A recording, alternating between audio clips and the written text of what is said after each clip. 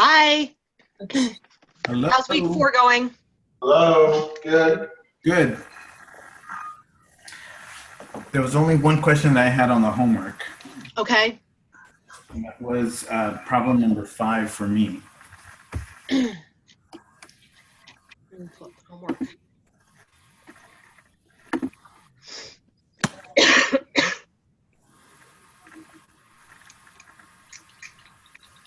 Number 5.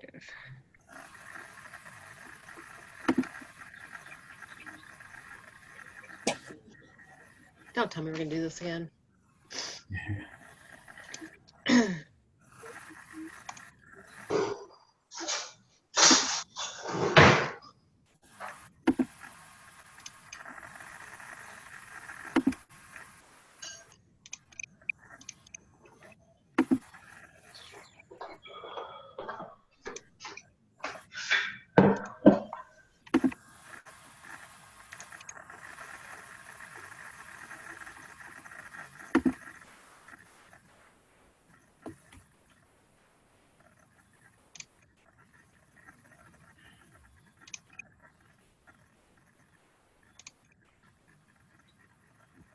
Number 5?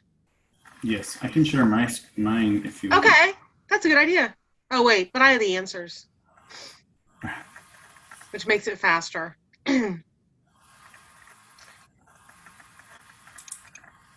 Well, theoretically, anyway. What the heck? This is so weird. Once you get the connect to come up, then it's faster.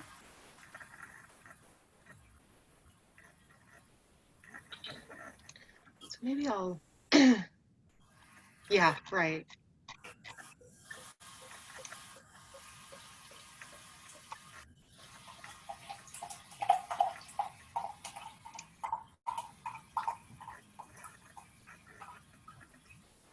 There we go.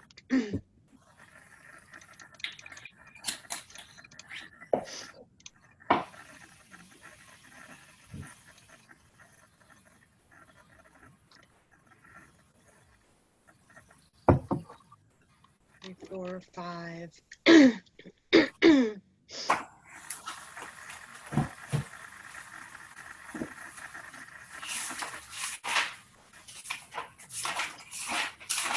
And we're spooling.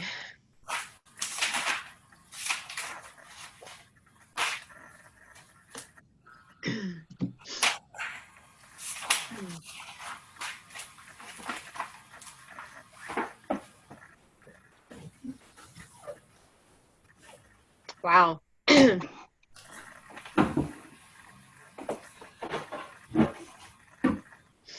Guess I should have pulled this up in advance, huh? All right, I'll just get this ready while I wait for that.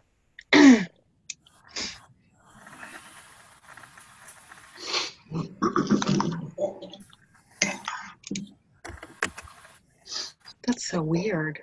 5G.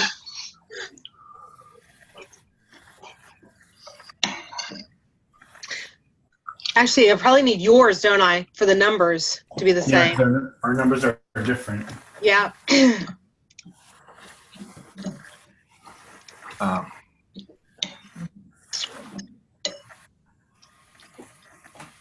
that's okay. I wasn't doing anything with the other one anyway. Jose, right? Yes. I don't have 2 of you, do I? No. I don't Okay. Because I thought, I'm like, wait a minute. Do I have 2 Jose's in my class? Hey, this is positive. There's numbers here. So should I share mine? No, it's okay. I got it. This actually is coming up. Nicely done. Okay.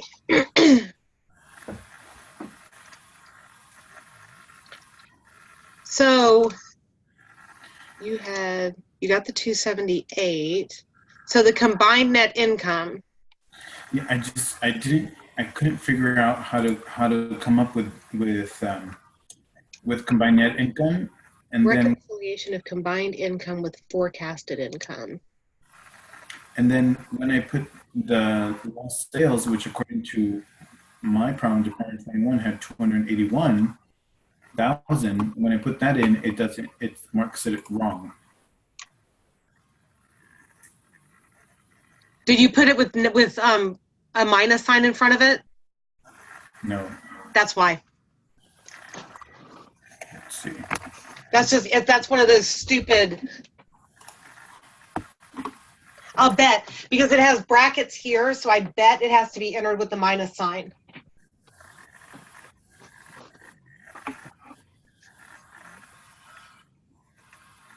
So combined net income is 35,980.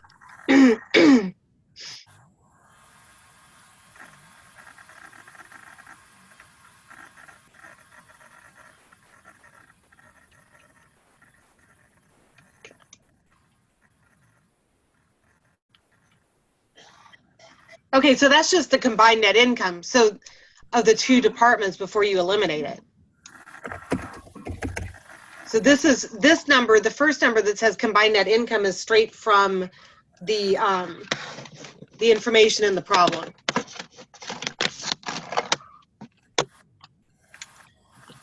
So it's the 35,980. Yeah, the 35,980 is just the combined net income for all of the divisions. If you go up here and you look, they gave us that.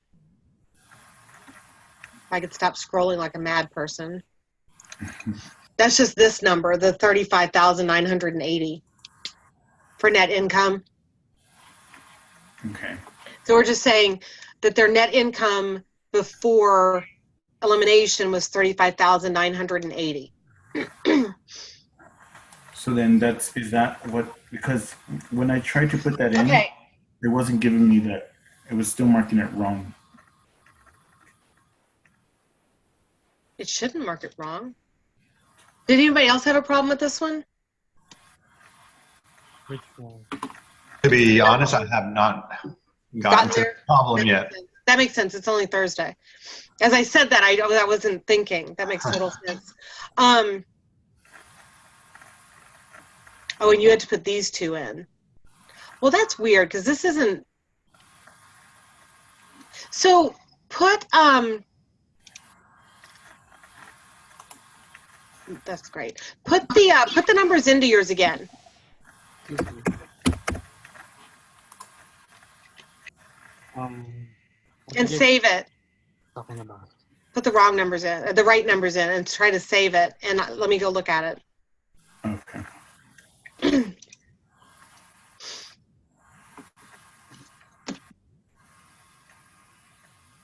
Tell me when you're done. Okay. Excuse me. Yeah. What topic are you guys? Sorry, we're looking at we're answering homework questions. So we're looking at homework question 5, but specifically we're looking at Jose's because he thinks he's putting the right number in, but it's not giving him credit for it, which maybe it's not. So he's trying it again right now.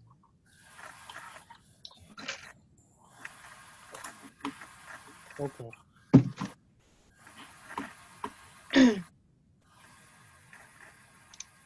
Okay, I just exited. Okay, so if I go down here now, it's really nice that your name is in all caps. It makes it easy to find. So,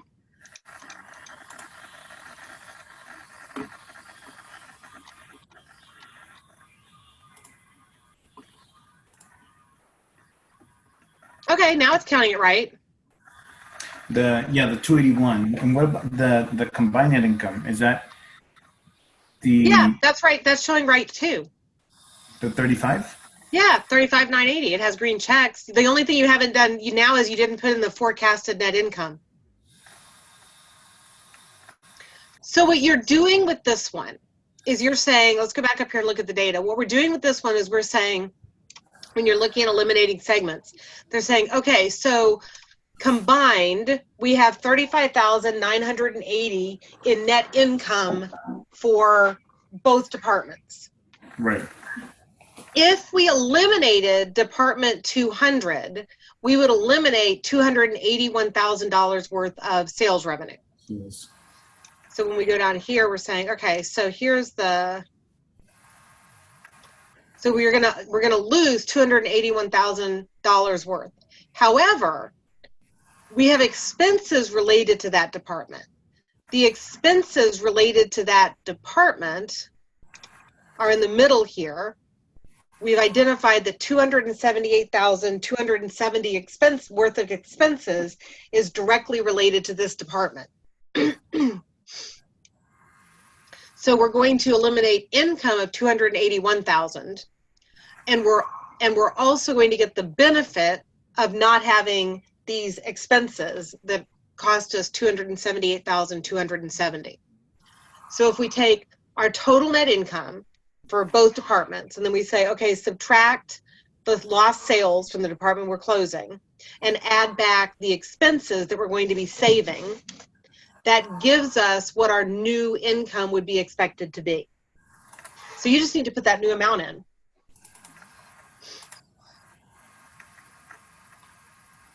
It was probably just the minus sign before.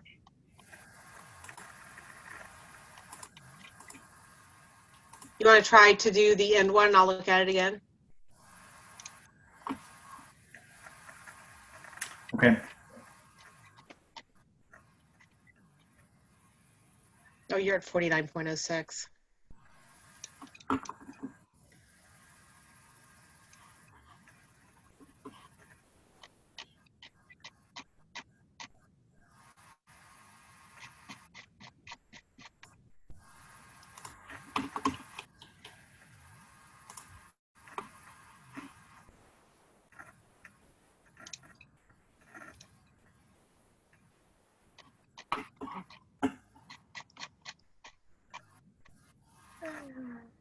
Two, three, four.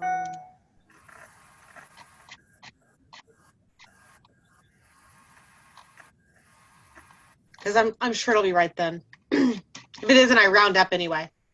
Okay. We'll look at it in a little. Okay, anybody, I know that everyone hasn't obviously done all the homework yet. That totally, oh, I wasn't sharing my screen. I am so sorry. Somebody could have said that.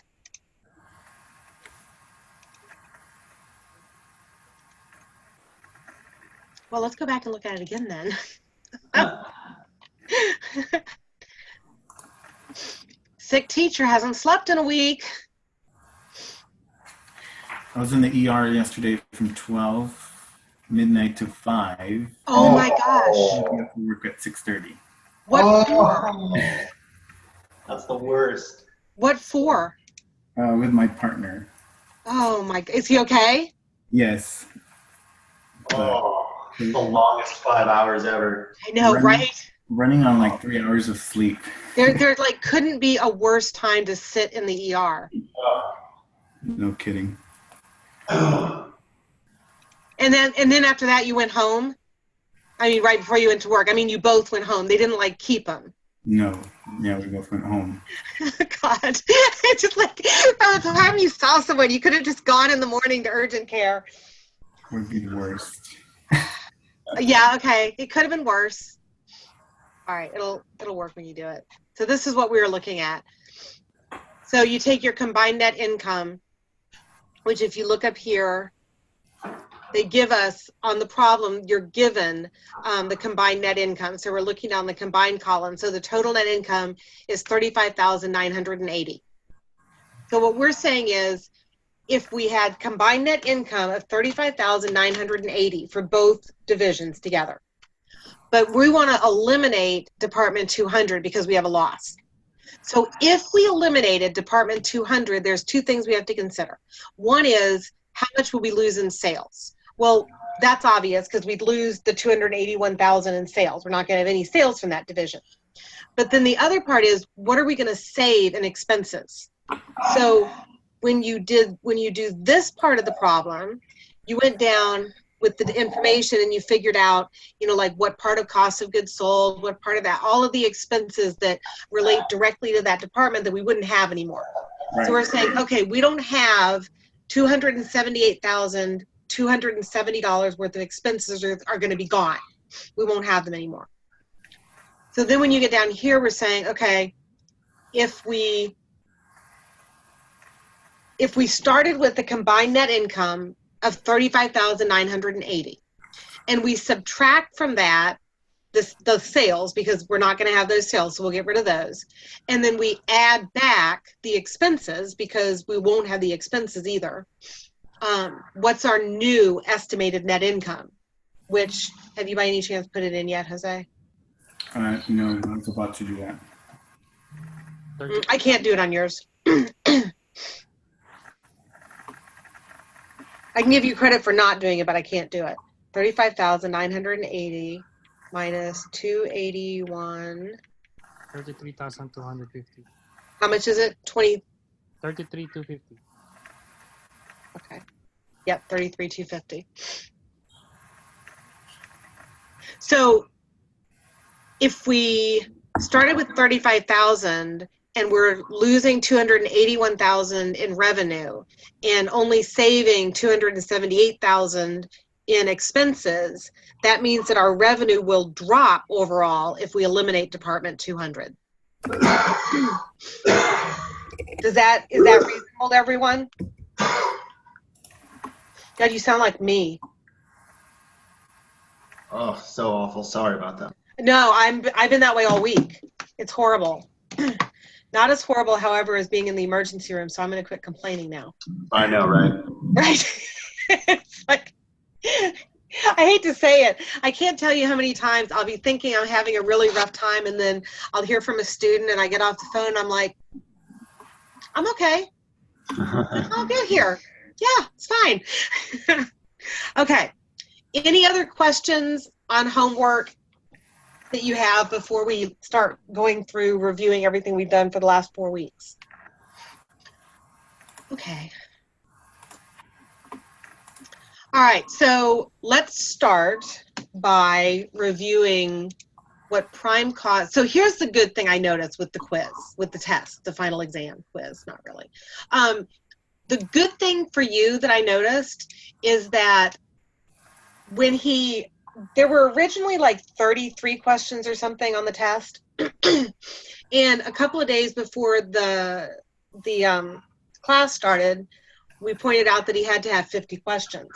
So what I noticed when I went through and I did the review is that there's a lot of concepts that you answer multiple times, okay? So the good news is, if you know how to do the concept, you use it multiple times. The bad news is, if you don't know how to do the concept, you use it multiple times. So we're going to make sure that you know how to do them. So this is, we're talking about prime costs and conversion costs, and we haven't looked at this definition since like the beginning of week 1. But, so remember, we have direct materials, direct labor, and manufacturing overhead, right? Just as a matter of review. Direct materials and direct labor together are prime costs.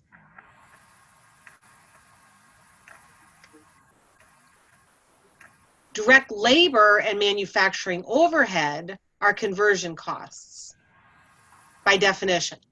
And the way I remember this, I remember what conversion cost is because I tell myself, okay, if I have direct materials and I want to create my product, then I'm going to have to use labor and overhead to do that. So it takes direct labor and overhead to convert my direct materials into my product. Does that make sense? That's how I remember it. Great. I unplugged the lamp. Lovely. Okay. Not a big deal that I can't see what I wrote down, but I'm a little worried about that. All right, so here, the next couple of questions focus on understanding what comprises direct materials, direct labor, and manufacturing overhead. So here we have a company's prime costs total $6 million. So we know what prime costs are. Mm-hmm. Prime costs are direct materials and direct labor, right? So this is, and then we know that the conversion costs total $9,200,000. And conversion costs are direct labor and manufacturing overhead. So now they give us direct materials and they give us factory overhead. And we have to figure out what is direct labor. So we can use either one of these to figure it out. So how am I going to figure out what direct labor is? What's one way I could do it? Prime cost minus, Direct material. minus direct materials. Perfect. Okay, so our prime costs are $6 million. Minus our direct materials are $2,500,000.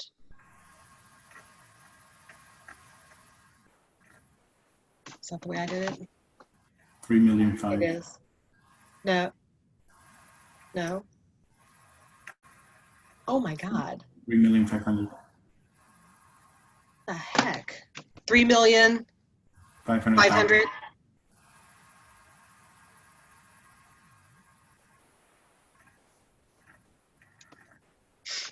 All right. Does this one make sense? Yeah. Yes.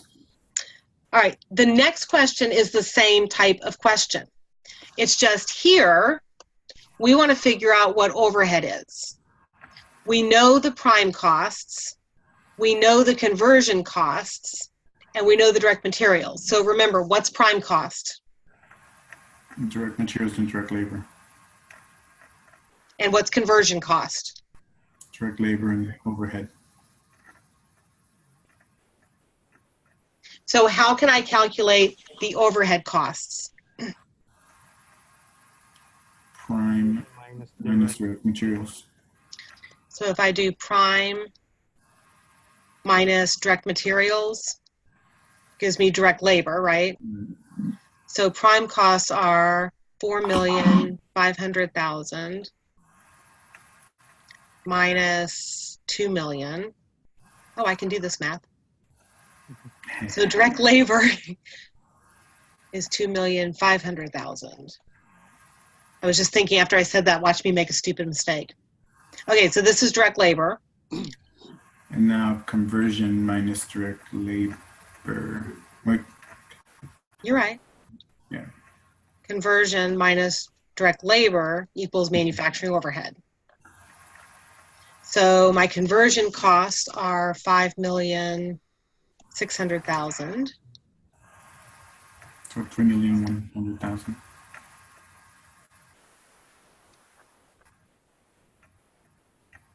Which equals 3,100,000. 3,100,000. Yeah. 6. Okay. Good there. Yes. And the next one is the same type of question. Now we want to figure out what are prime costs. And we're given direct materials, direct labor, and factory overhead. So you know that prime cost equals what? Direct materials and direct labor. So our direct materials are $3 million. Our direct labor is $7 million. Oh, I can do this one too.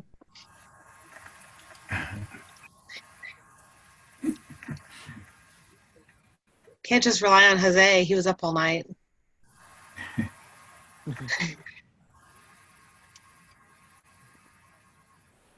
Okay? So see the first three questions, if you just know prime cost and conversion cost, you'll get every one of them correct.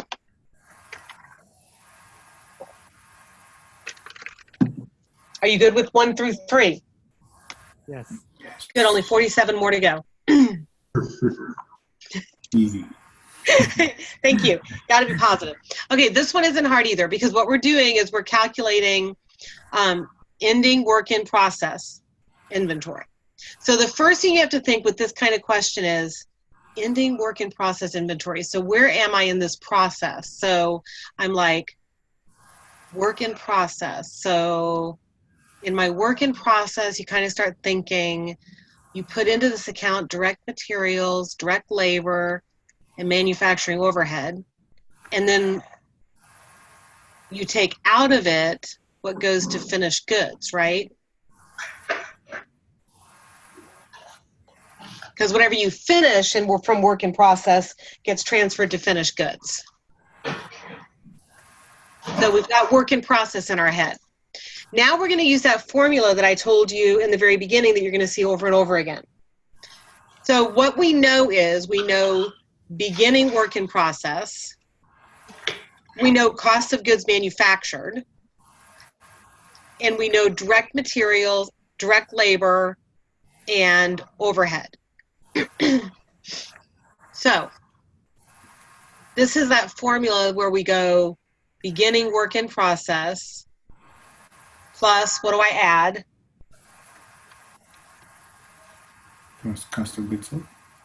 Nope, that's out here. That goes to finished goods. So what do I put into my work in process account? First, what do I put in? Direct material. Direct materials, Direct labor. direct labor, Overhead. And wage. manufacturing overhead. And then I want to figure out cost of goods. I want to figure out ending work in process.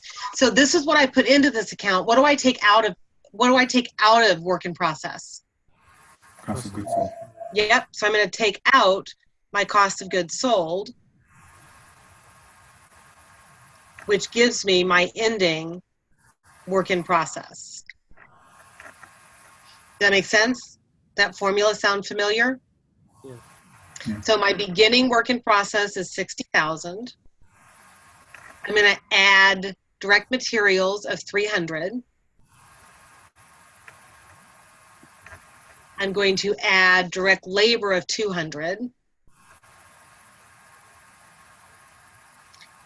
And I'm going to add overhead of 300. And then I'm going to subtract what went out, which is cost of goods manufactured, 900,000. 900,000, yeah.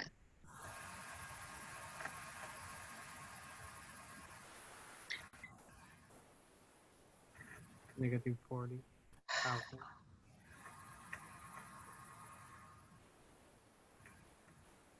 3, 2, 3. 3, 6, 8. I think I need to go see a neurologist.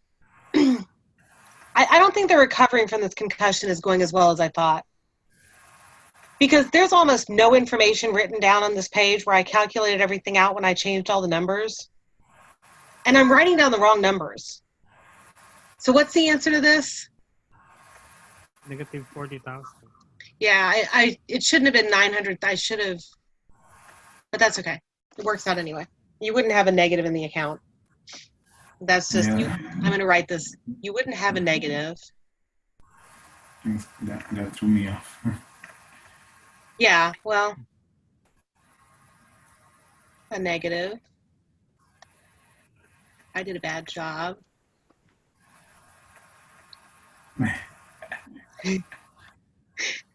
Creating numbers.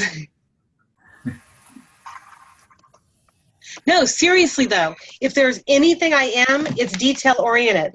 And I look here, and on number 1, I took 60,000 minus 6 million minus 2,500,000, and I wrote down the answer as 1,900,000. And then on this one, somehow I came up with a number I don't even see here. I'm sorry, does that mean negative 40,000 is not the answer? Well, I changed all the numbers. Negative 40,000 is the answer for the numbers that are in this problem. But Okay. but I would have changed 900,000 because I did a bad job changing the numbers when I redid it. And then I didn't notice it because I wrote down the numbers that I didn't put here. But because you'd never take more out of work in process than you put in. It wouldn't be possible. It's like some accounts you can have a negative amount, but not in work in process. That wouldn't work. All right, so beginning plus direct materials, direct labor, manufacturing overhead, minus cost of goods manufactured that we take out. Yes. Okay, same thing here. We're going to calculate the cost of goods manufactured, and we have the same information. It just looks a little bit different because it's kind of in a different format. But we're still saying, okay, we want to calculate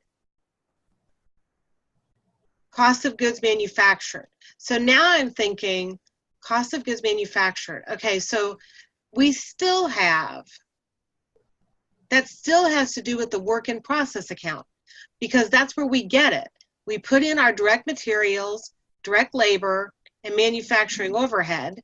That's what goes in. And what comes out is cost of goods manufactured. So I use my work in process account to figure out what my cost of goods manufactured is. So the good news is it's exactly the same as what we just did. So if you knew it before, you'll get this one right too. So we're going to start out with what? Beginning with. Beginning. So beginning, now notice in here that we're given beginning work in process and also beginning finished goods. But I don't need finished goods because that's where cost of goods manufactured goes to. So I'm working with these. So I've got my beginning work in process, which is, and then what are we going to do? We're going to add what? Our direct materials and our direct labor. And Our manufactured overhead. And now we're looking for cost of goods manufactured. So before we subtracted cost of goods manufactured to get ending inventory. Cost of But goods. right, but we could also subtract ending work in process, and that's going to give us what we transferred out. So if my beginning, so I started the period, if I walked in and I counted what I had in process on day one, I had $119,100 worth in process. I added labor cost this period of $299,100, direct materials, and then labor of $132,600, and overhead of $264,600. So that's everything that I put into work in process. If I want to know what I took out, then I can simply subtract what I have left. So at the end, I still have $126,500 in this account.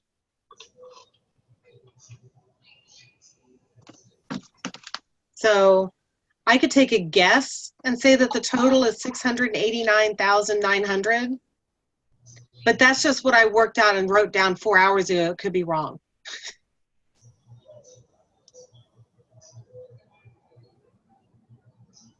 Okay. Is it right or wrong? I think I got 688, but mine could be wrong too.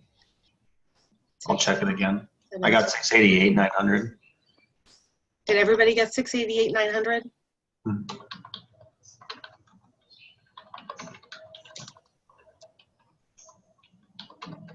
I got Seriously. 688,900. Of course. And I did this with a calculator. I have a question. Mm-hmm.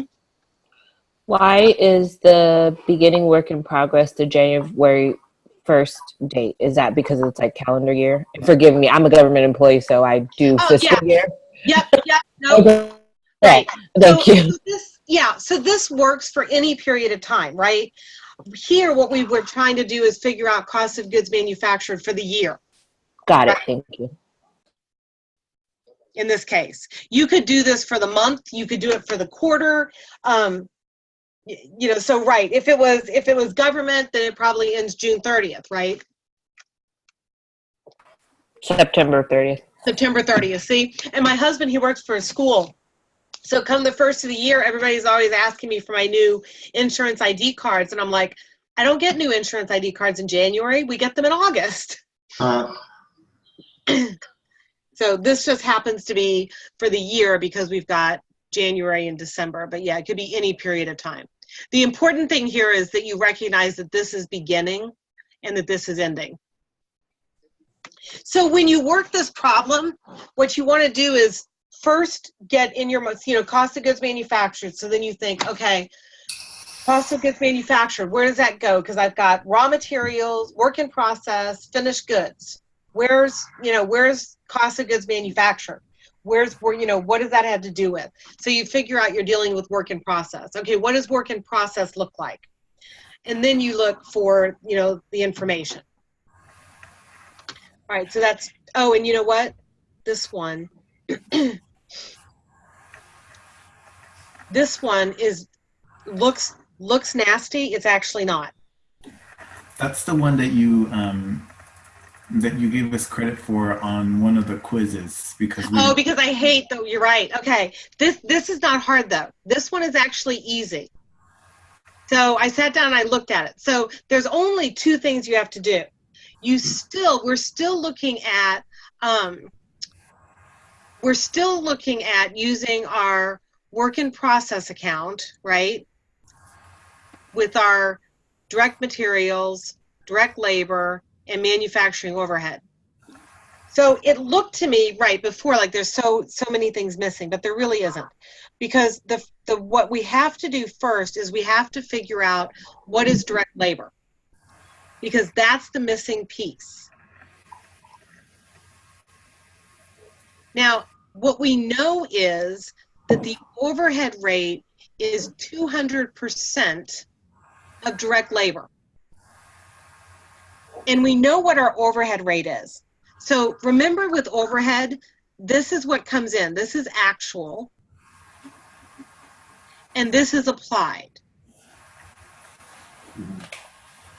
So when we're talking about our overhead rate, does that have to do with actual or applied? actual. No, because, okay, when we go into factory Applied. applied, because all of our It's the actual estimate. go in, what comes out is based on our estimate, right? Is based on our rate. So this part is based on our rate,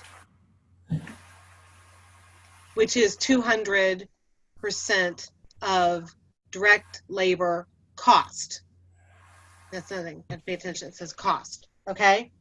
So now if we look at this, what we know is that our factory overhead is that we took out, our applied factory overhead is $142,000. We know that that amount is 200% of what our direct labor is. So 71% is direct labor, or 71,000 is direct labor. Right. Because all we have to do here is we have to say 142,000 divided by 2, which ends up equaling, what did you just say? 64,000. 71,000.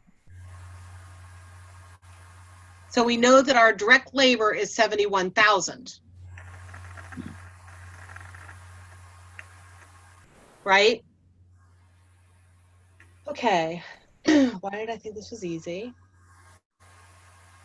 Beginning work in process, direct materials. Oh, we're trying to find direct materials. We know direct labor. Oh, that's why I thought it was easy. Because, so now we actually have more than we think we have. Because see, this applied overhead, we know from down here, the applied overhead is 142,000 given below. Okay. We're trying to find the direct materials. And the part that went to finished goods is also here, beginning. This is what got added. So the part that went to finished goods is given 267,000.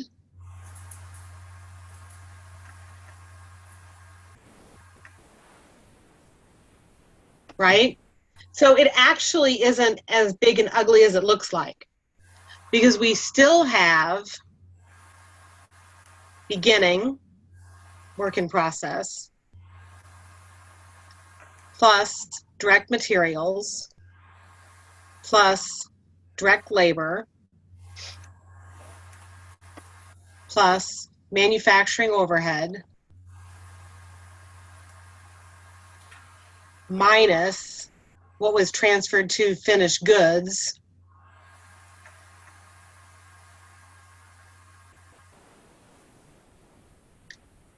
gives us our ending work in process. The only difference is we have this piece missing. So our beginning work in process is 50,000. We don't know direct materials. Our direct labor is 71,000. Our direct labor, our overhead is 142,000. We transferred out to finished goods 261,000.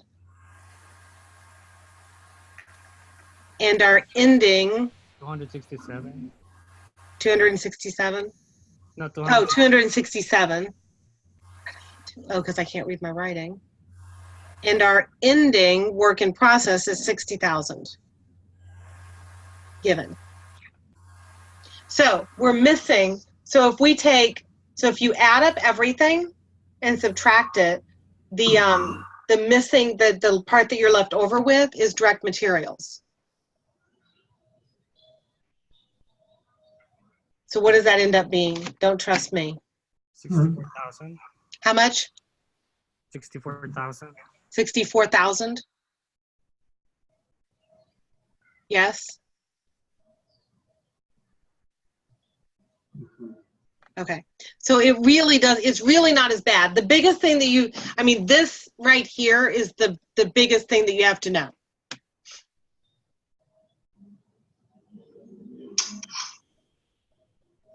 It looks messy now that I've written it all down. And then everything else is just given. It's just given in other accounts. You just have to know that finished goods here that you transferred out is what you put into finished goods. And you have to recognize that applied overhead, you have to know that you're going to use applied overhead and that actual goes in and applied goes out. So we actually reviewed a lot talking about this one. Still don't like it, but it's there. All right, this one looks like a lot of information, but it's not hard. So we want to figure out what the year-end factory overhead is. So we're going to look at, Mango year-end factory overhead. Okay, so we start thinking factory overhead.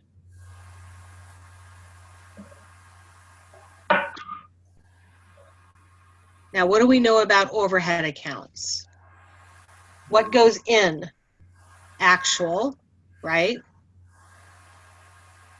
And what comes out? Applied.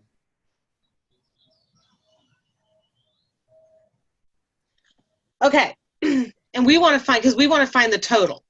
So Mango Company applies overhead based on direct labor, and pay attention that it's cost, not hours, in case you're given both. Overhead based on direct labor costs. For the current year, Mango Company estimated total overhead to be 400,000 and estimated direct labor cost to be 200,000. Actual overhead was 400,000 and actual labor was 150,000. Okay, so remember that the rate is based on estimates. So you're going to take estimated overhead divided by the estimated cost driver, which here is direct labor costs. So what's our estimated overhead? 400,000. 400,000. And our estimated direct labor cost, 200,000, equals 2, or 200%.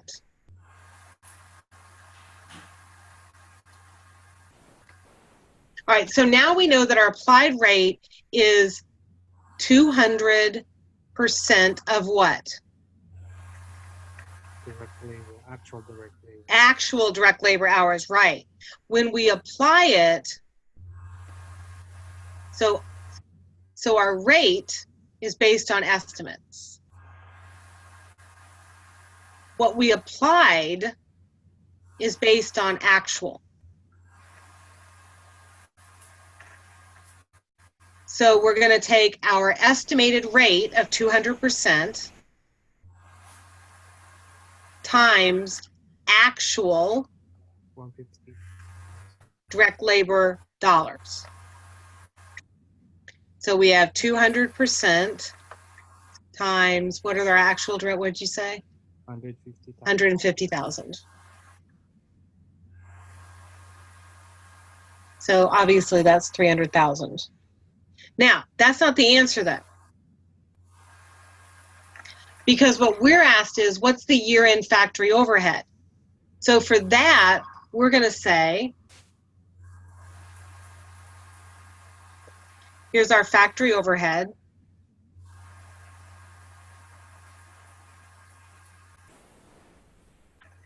Our actual amount they give us is 400,000. Yeah, because actual overhead, 400,000. So our actual goes in, and our applied goes out.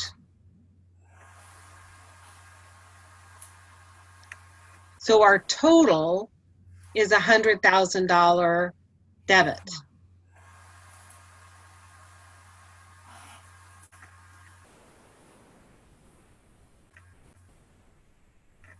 So I'm you sorry, have to be how did you get 300,000? Where's that? this one. We took applied Got rate it. times the actual. So the first thing we had to do is we had to calculate the rate. And our manufacturing overhead rate is the estimated overhead divided by the estimated cost driver. Everything's an estimate. And then for the applied, we take the actual cost driver amount times our rate. Good there. So I'll say the applied For the- times. Right. So the applied,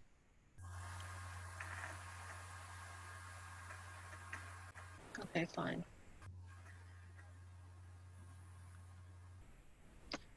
The applied is the overhead rate that we calculated times the actual amount of the cost driver. So in this case, the actual amount of the cost driver, our cost driver is direct labor costs, right? And for our estimate, for our overhead rate, we used an estimate of that. We estimated 200,000. But to apply it, we use the actual amount. So what the 200% comes from the estimated. Correct. So how do we go from 2 to 200? We went from because this is actually 200%. You divide it by 2, and what that actually is, when you convert it to a percent, is 200%. So you have to turn it into a percentage, convert to a percentage. Right. Okay, times 100. Right. Okay. Okay, so the big thing here is your actual goes in, applied goes out. The overhead rate is based on estimates. The top's an estimate, the bottom's an estimate.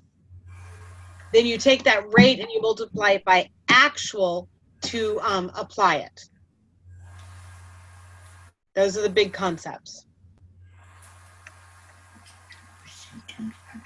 Okay. Which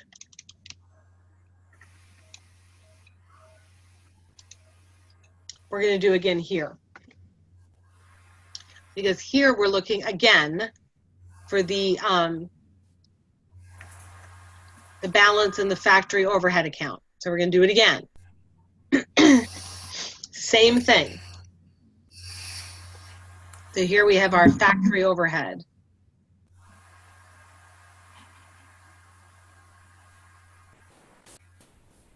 Okay, so we know Mango Company applies overhead based on direct labor costs. Again, direct labor costs. For the current year, Mango estimated total overhead to be $300,000. So estimated overhead, we have $300,000. And direct labor costs to be $150,000. Is this the same one?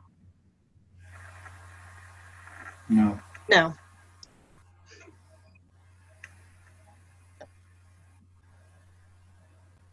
Still equals 200% though, doesn't it? Yeah.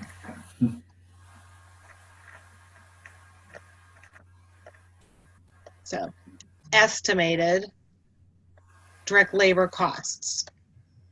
All right, so this is our predetermined rate.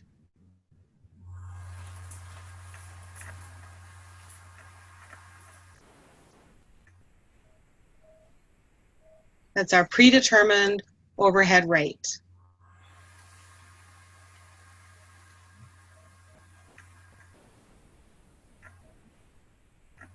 That's the first thing we have to do. Predetermined overhead rate. All right, now the next thing we're going to do is we're going to say, okay, now we're going to apply it. So we know that to apply it,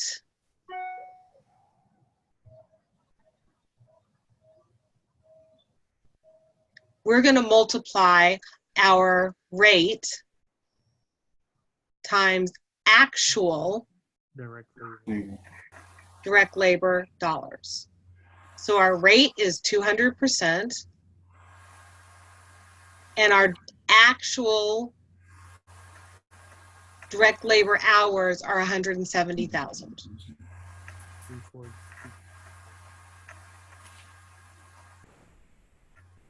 Does that happen to equal 340,000? Yes.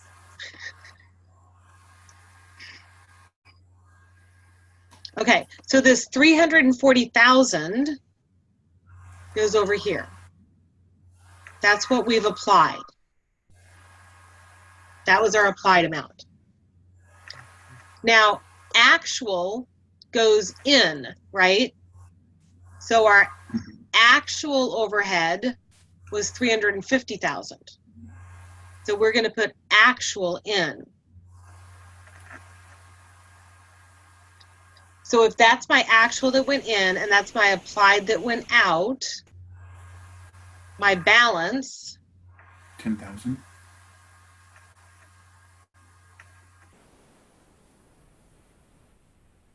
And just as a little review, does that happen to be under applied or over applied? Under. Under, you're right. Only because I can't seem to stop teaching.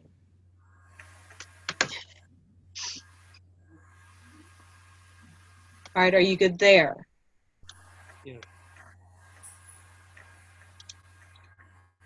All right, now we just want to figure out what is the total cost of the job.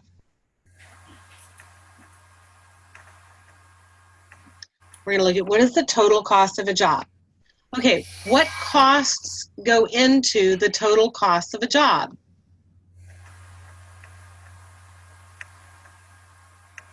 You should be getting used to this by now. Direct labor. Direct materials, direct labor, and manufacturing overhead. and manufacturing overhead. Okay, so let's see now. Copy center pays an average wage of $12 per hour to employees for printing and copying jobs and allocates $18 of overhead for each employee hour worked. Materials are assigned to each job according to actual cost. So we used $300 of material. Okay, that seems pretty easy. We'll just put $300 here. Okay, direct labor. How much are we paying per hour? 18. No, that's overhead. How much are we? We're paying $12 per hour. And how many hours were used? 16. 16 hours. So our direct labor cost, assuming I added it correctly, should be 192.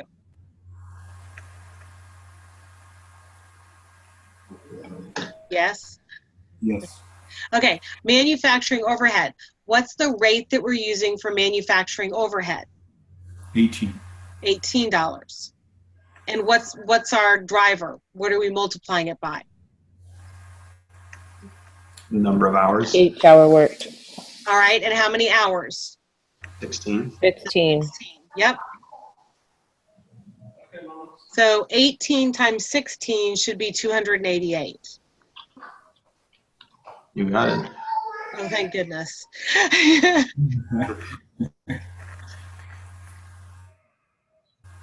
So that's all there is to it. 780 is our cost that should be assigned to the job. Direct materials, direct labor, plus manufacturer overhead. All right, this one's a little bit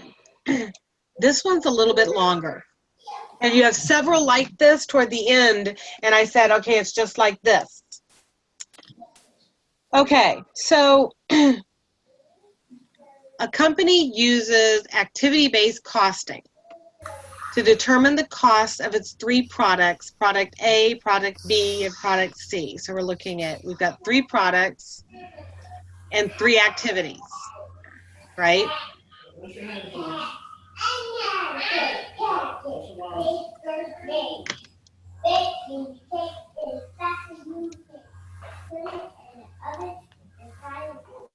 You can unmute yourselves to talk. The budgeted cost and activity for each of the company's 3 activity pools are shown here. Which of the following statements is true regarding this company's activity rates? Oops. Activity 1 allocated to A, activity 2, activity 3. Okay, so you have to figure out, oh, no, this one's easier. I didn't notice that wasn't there. So what you're asked for is you're asked to look at activity 2.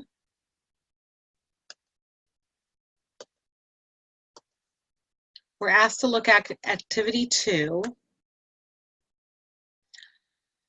And we're asked to come up with a rate for activity 2. And what you're going to do for that rate is you're going to say, okay, my entire budgeted cost for activity 2, my entire budgeted cost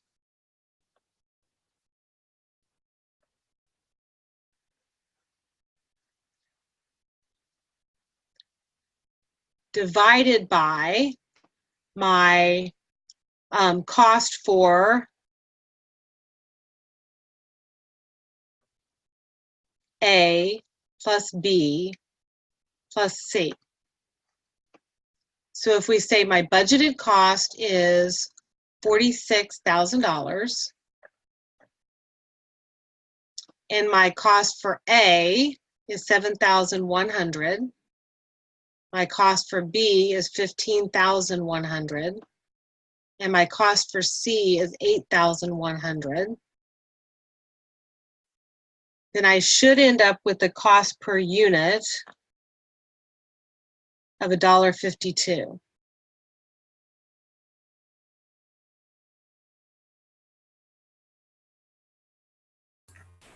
where does it say to look at activity 2? Yeah. It doesn't. I copied and I didn't catch that. Oh, okay. So it's gonna tell us which activity to look for. Right. That's why I'm saying, trust me. Okay.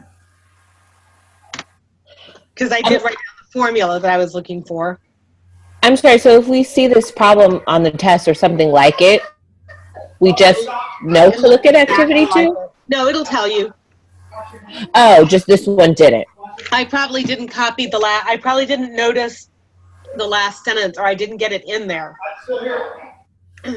Okay. My fault. Wait, can you give me 1 second? Yeah, I can give you 1 second. Okay. Okay, got it. Okay. So the next one's long, but then the ones after it are short. So let's struggle through this one and then we'll take a break. All right, what we want to do is, we're going to take a short break. What we want to do is we want to figure out what is the approximate overhead cost per unit of product A under activity-based costing. So we've got product A, right? So we're going to look at, so for the problem is, for product A, we have to, if we want to know the approximate overhead cost per unit, we have to look at activity 1, activity 2, and activity 3 for product A. Right? Because we're looking at the total activity cost for product A. So we have to do activity 1, activity 2, and activity 3. So we have to figure out how much to allocate for each activity to product A. So what we're going to do is we're going to say, so for activity 1, we have budgeted costs of $96,000. Running out of room.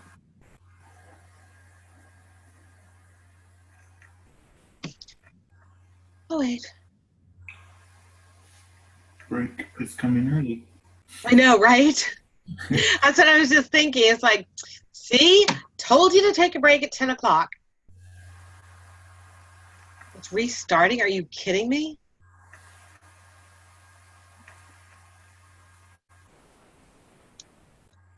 Recover, recover, recover. Oh, thank God.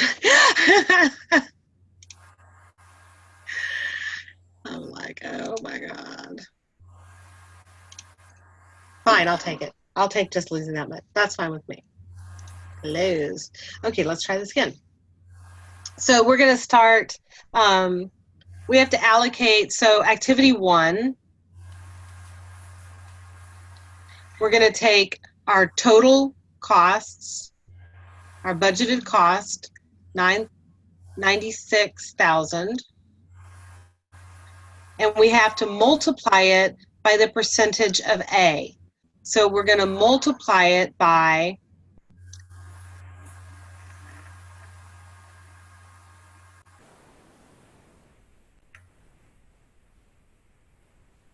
7, 8, 9, 10, 11.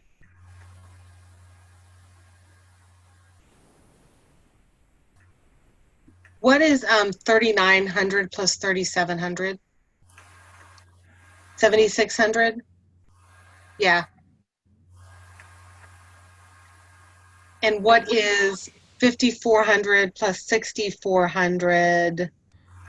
11,800? Yes. And 6,150, it's 9,550. All right, so what we're doing is we're saying, so the total cost for A and B is 7,600, 11,800, and 9,550 for each one of the activities. So for activity 1, we're going to say, okay, if our total cost, our budgeted cost was 96,000, and product A was supposed to be 3,900, divided by the total amount, because what we're doing is we're saying what percentage was A. of the total. So divided by the total amount, we end up getting $49,263. So what we've done here is we're saying our total budgeted cost for activity 1 is $96,000. What percentage of that relates to A? Well, A is 3,900 out of 7,600. So that percentage, which is, you can see, is like more than 40%, is that's the amount of percentage that we take of the 96,000. And then we're going to do the same thing for each one. So like activity 2, our total is 71,000. So 71,000 times 5,400 out of 11,800 gives us 32,492. And then we're going to do the same thing for activity 3. Not a good time, buddy. So for activity 3, we're going to take the total cost of 111,000 times 3,400 divided by 9,550, which equals 39,518.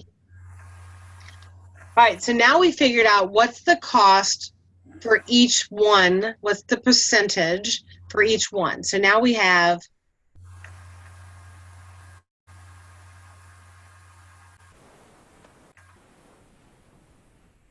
the percentage for the percentage in dollars. We have the amount of dollars from the total for activity 1, activity 2, and activity 3. And we want to figure out 2 things, because we have to figure out per unit. And we have totals. And we have to figure out per unit. So now we're going to have to add those together to get a total cost. So we're going to take those and we're going to say, okay, let's get a total cost. So we'll take our 49,263 plus our 32,492 plus our 39,518, which gives us a total cost of 121,273. Now we have a total cost. The problem is we have to know how much is it per unit.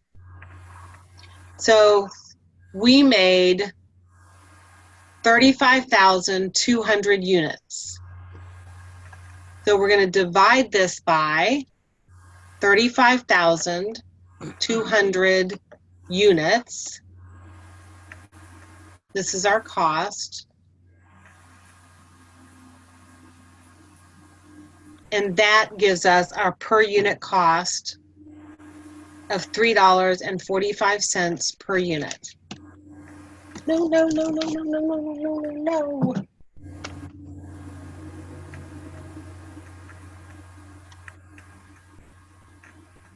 Okay, this is depressing. We have all this left to do. Okay, per unit. And that is our answer.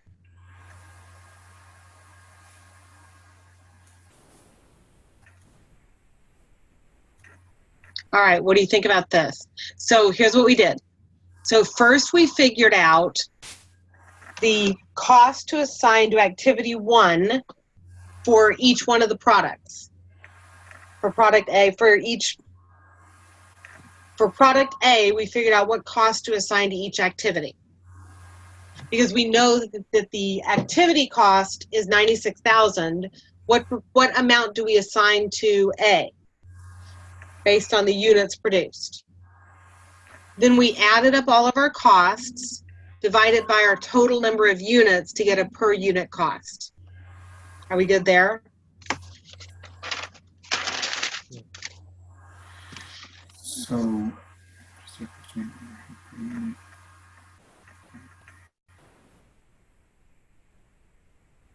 so Where do we see the total for product A? What? The total for product A, is that 35,200? Yeah, No. that's the number of, that's the sales level of product A. That's the number of units we sold.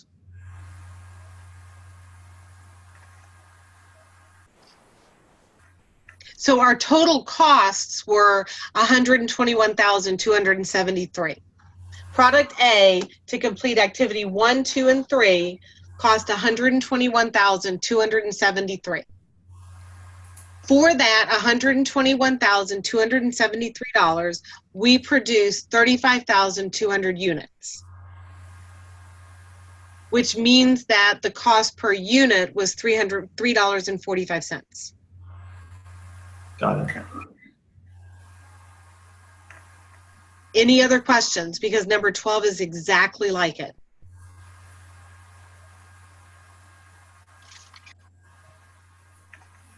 Because this one is exactly like it. okay. And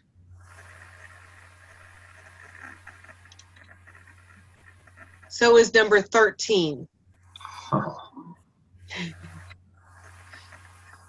That's why if you go away and you look at this and you don't understand it. By the way, did you know if you play it, it like goes through how I wrote it down? So you can like track through it again?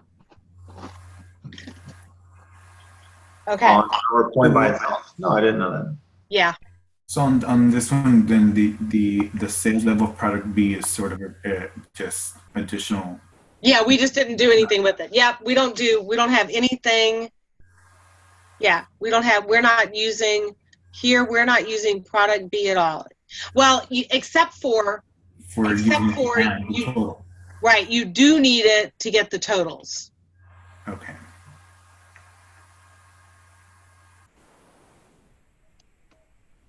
Because you have to use it to know the percentage for product A.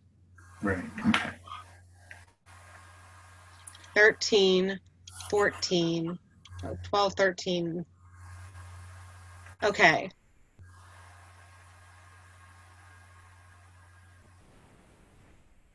And this is the same too. So 14 is the same as yeah, for 14, yeah, you're gonna figure out the overhead for each department and add them together. Figure out that. Which works, yeah, you're just gonna figure out the overhead for each department and add them together. And you're gonna figure out the overhead based on, like here we've got Machine hours. yeah, it's just following the directions and working through it. Overhead based on machine hours. But the so the assembly department is machine hours.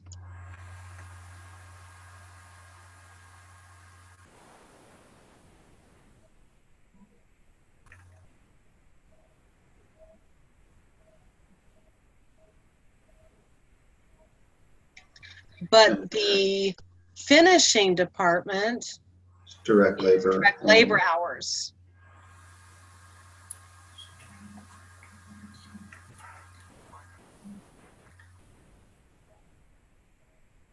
We're not concerned with the 0.3 machine hours in the finishing department. How much total overhead will be assigned? Well, you are, because you're going to have to do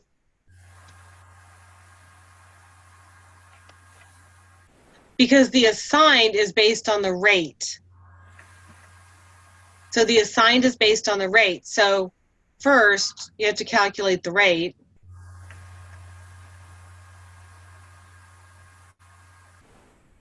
And then 2, you should have to assign.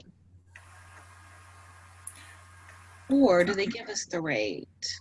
How much total overhead will be assigned to a project that requires 1 direct labor hour and 3.7 machine hours in the assembly?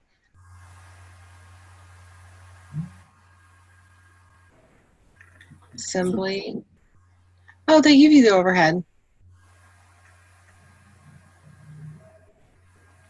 No, they give you the overhead. You should be able to take the overhead and multiply it by, figure out your rate by the number of machine hours and everything. I don't think I actually changed the numbers on this. When you say they give us the overhead, are you talking about the overhead cost? When I said what? You said they give us the overhead. So Yeah, they give us the overhead costs. okay.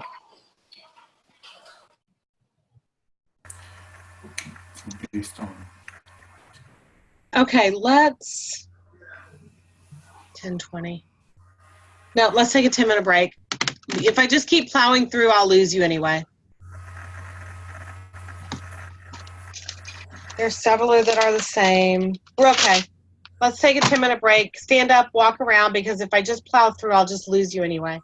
It won't work. I know this. Yes. Yeah, right. I know this. See, you know how I tell you guys when you're working and you feel like, you're spinning your wheels, but you don't want to take a break because you haven't finished? See, I'm guilty of that too. Somebody please tell me we have a week off between this class and the next one. We do. Oh, thank God. That's exactly what I said.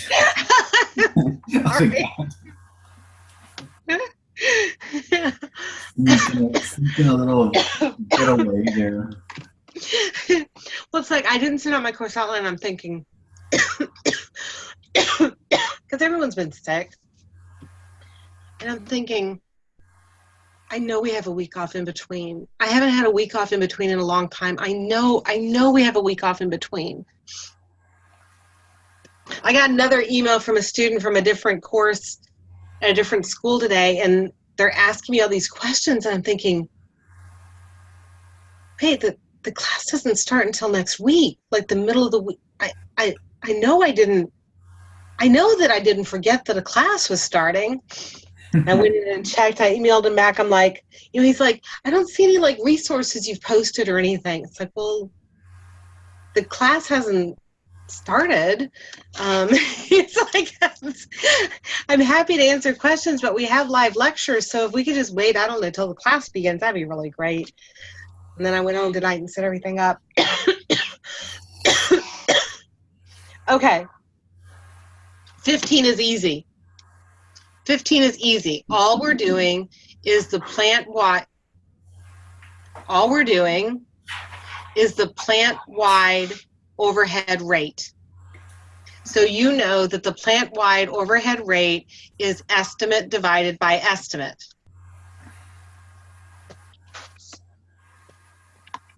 Is the kitchen wiped off? Okay. All right, so we're going to take our estimate divided by our estimate. So we want to find out what's the estimate, because all we're asked for is the rate. That's it, just the rate. So we estimate, keyword, that the overhead costs will be $4 million for indirect labor and $800,000 for factory utilities. So we know we used estimated overhead divided by our estimated driver. So my estimated overhead is $4 million. So you have to know that they're both overhead, even though we're given two numbers. Plus, because indirect, remember, direct labor would be direct labor. Indirect would be overhead. Right? What's an example of indirect labor?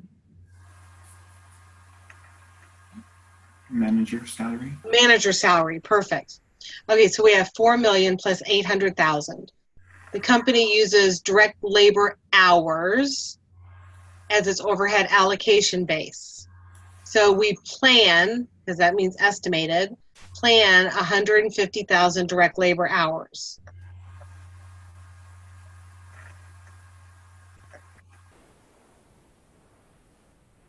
Which gives us a rate of $32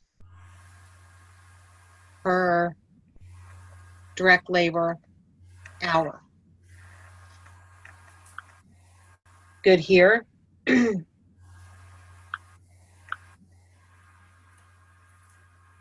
Yes.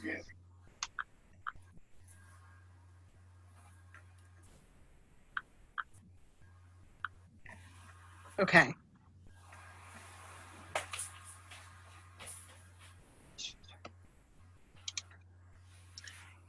So number 16 is the same, because number 16,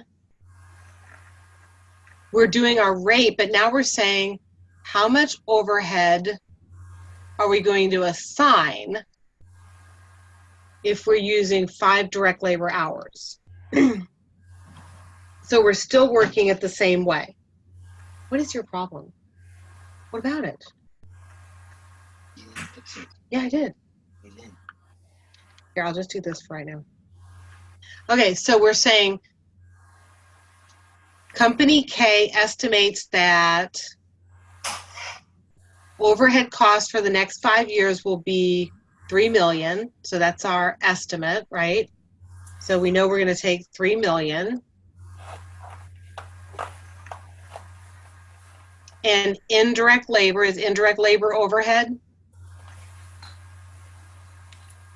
Yes, it's overhead. Yes. Okay, 980,000 for factory utilities. Is that overhead? Indirect labor and Would factory utilities be overhead? yes. Yes. So we're going to add that for our overhead. We use direct labor hours as our allocation base. How many direct labor hours did we estimate?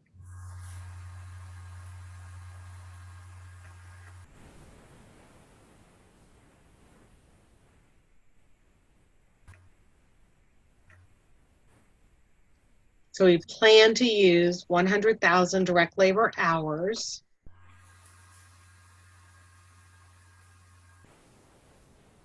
So if we do the math on that, and I'm not wrong, it is $39.80 per direct labor hour. But now they ask us, how much are we going to assign if we have 5 direct labor hours? So now we're saying, oh, okay, so now we have to apply it. So now we're going to say our rate is $39.80 per direct labor hour times how many direct labor hours? 5. Right, times 5 actual hours gives us $199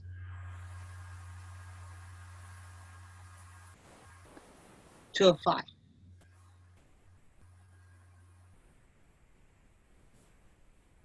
So you have to first calculate the rate, which is just like what we've been doing, and then apply it based on actual.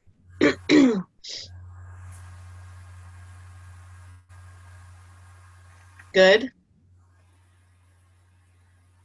Yes. Okay, now we're moving on. Now we're going to talk about contribution margin. So now we get here, we're like, contribution margin, I remember that. So what do we know about contribution margin? We know that it's sales minus what? Sales minus variable costs. Sales minus variable cost gives us our contribution margin. Okay, so now we're thinking contribution margin. So during its, so we want to know the contribution margin. So during its most recent fiscal year, Dover Inc. had sales of $3 million. Okay, that's good. I can fill that in.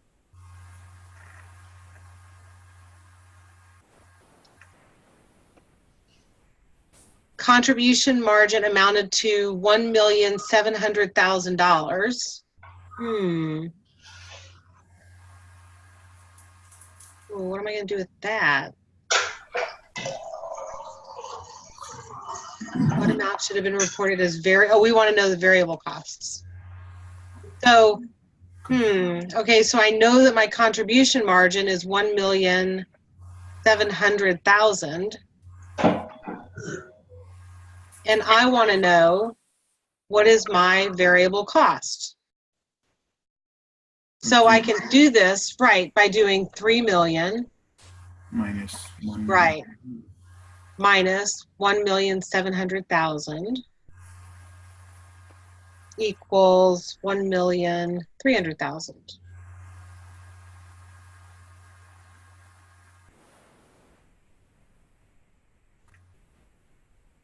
Good. Yes. Yeah. Well, that's good because knowing how to do the contribution margin is really important. Because in this one, it's the same thing.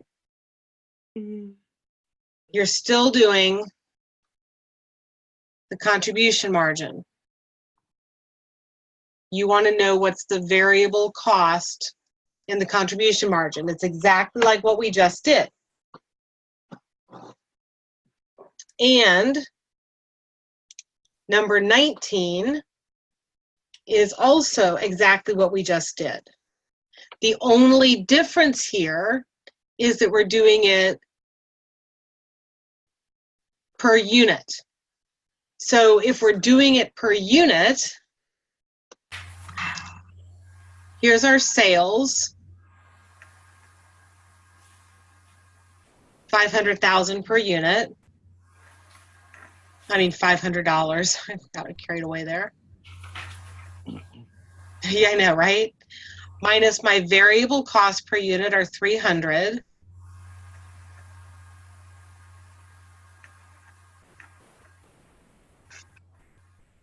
Means I put 200 in my pocket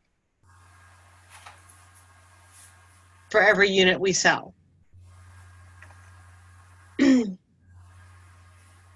So this current sales volume is 4 million.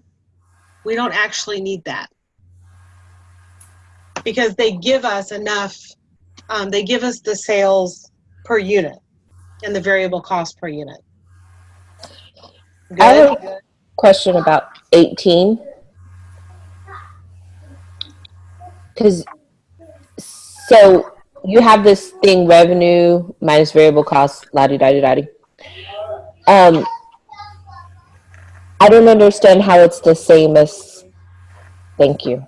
Okay, so revenue or sales Oh, my variable cost duh.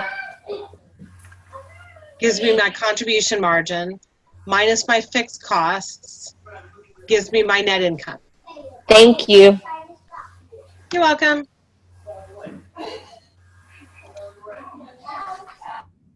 So number 20, we're just, the only difference here is we know the contribution margin ratio,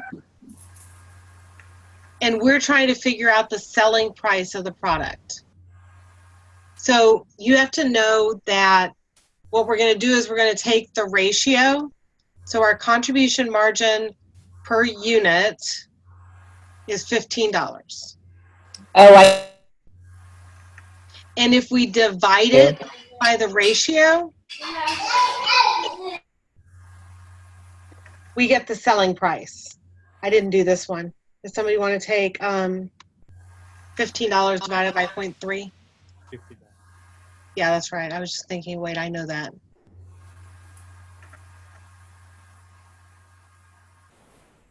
It's just working backwards. We're used to doing it where we say, okay, if $50 is the selling price, what's my contribution margin? And we're going backwards here.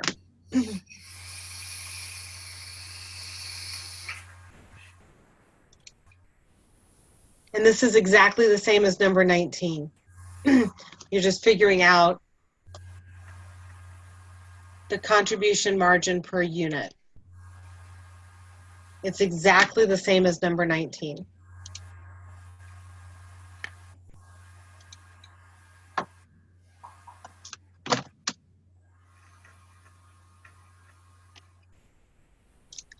Number 22.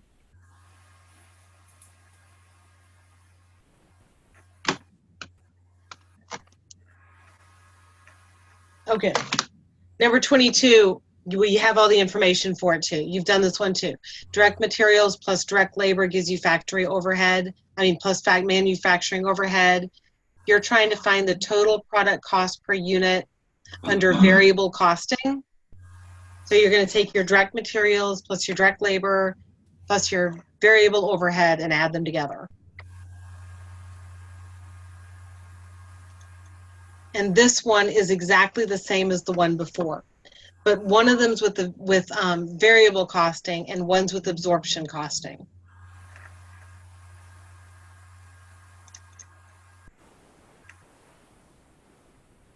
Variable, okay. Absorption. Okay, for 24, now, okay, we're changing subjects again. Now we're going to look at what we started this week where we're looking at budgets and cash receipts and all, actually the end of last week. Okay, so let's look at the information, see what we know. The Gardner Company expects sales for October of $250,000.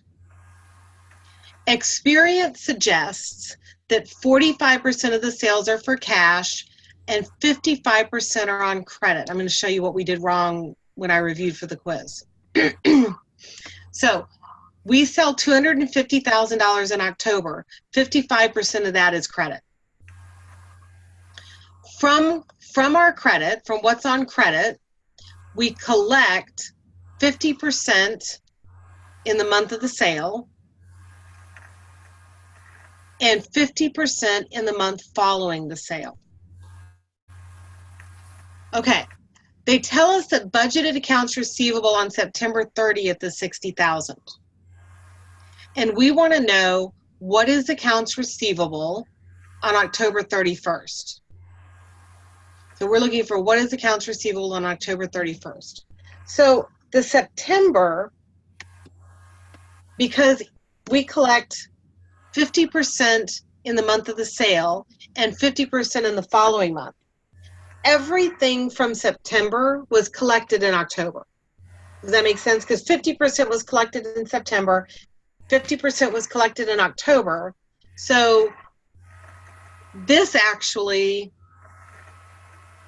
doesn't have anything to do with the problem. We don't need it because it's all collected already. So all we have to deal with is what happened in October. Does that make sense? Mm-hmm. Okay, so here's where I went wrong last week, and I knew it when I was reviewing, and I didn't feel like going back over it. Okay, so for our sales in October, we have $250,000. Only 55% are in credit. Okay. So 250,000 times 55% is what? Because I did it all as one lump thing.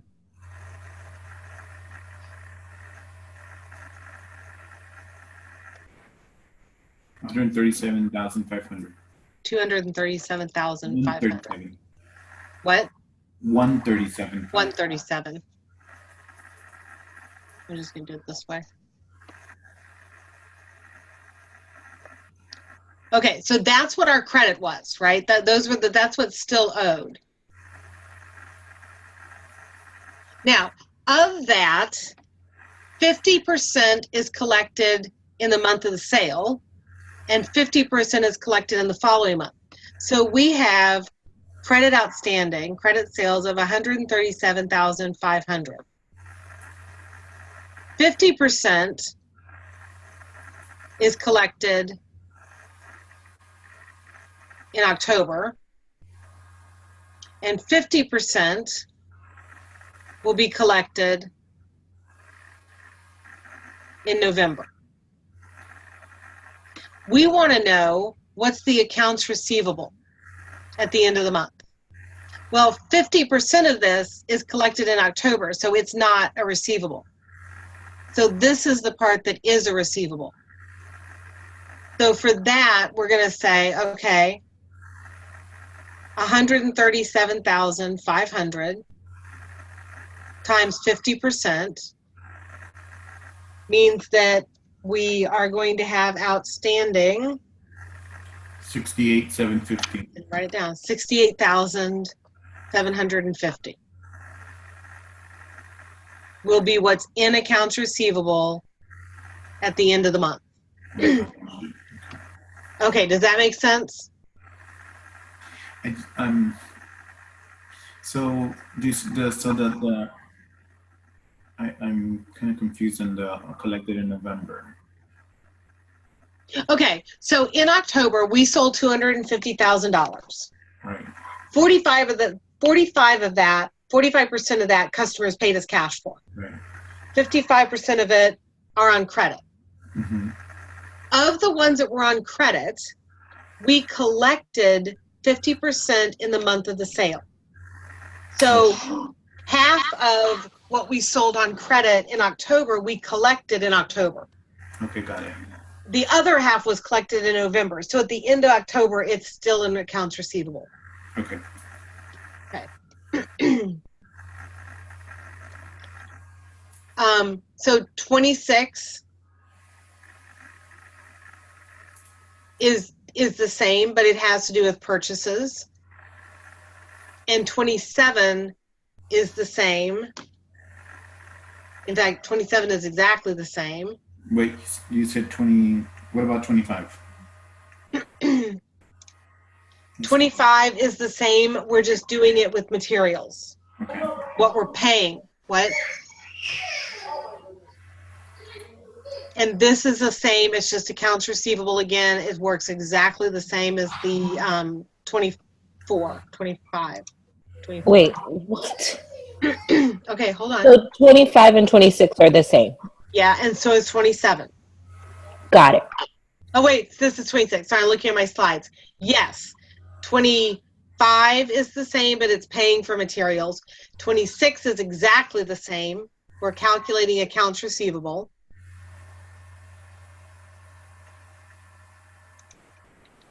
And 27 is exactly the same. You're still calculating accounts receivable. So it's really important that you can do that.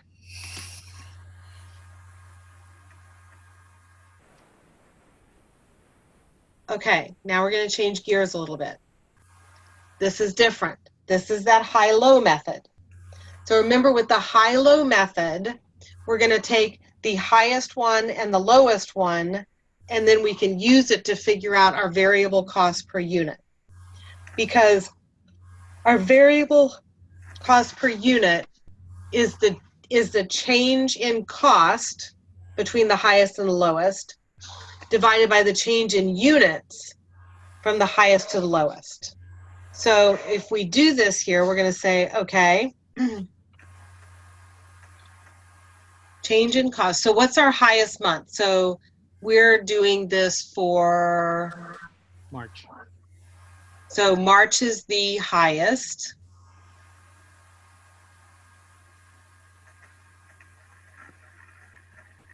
And April is the lowest, right?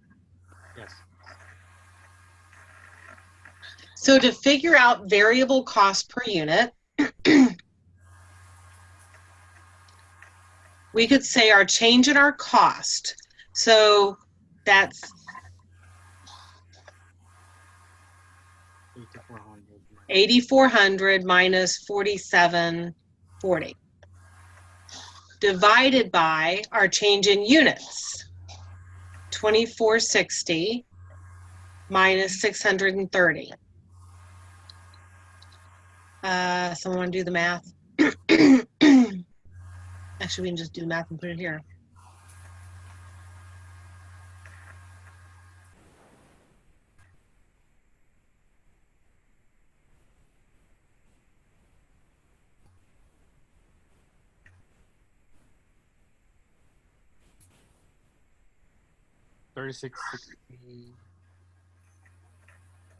Right.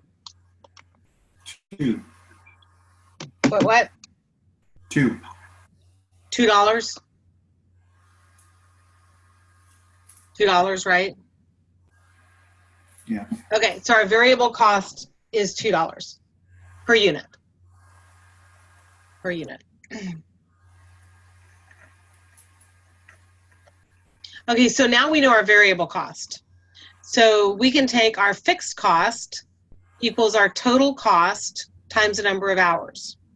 So we could go with the high one or the low one. So for the high one, if we have a total cost of 8,400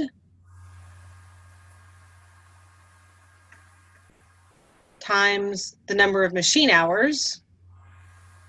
Wait a minute. I wasn't going to work this one. Let's think through this.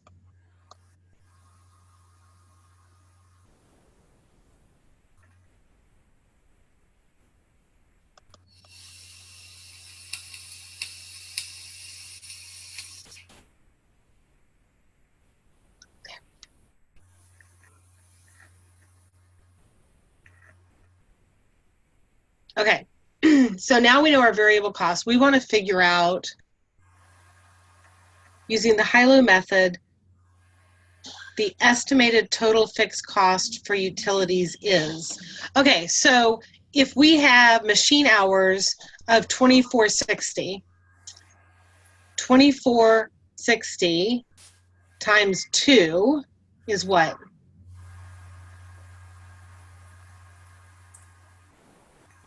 And y times 2? 2460 times 2. 4920. That's my variable cost for here. So if my total cost is 8,400 and my variable cost is 4,920, what's my fixed cost?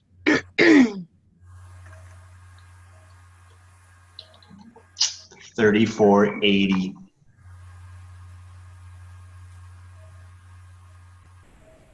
So if I wanted to know what my fixed cost per unit was,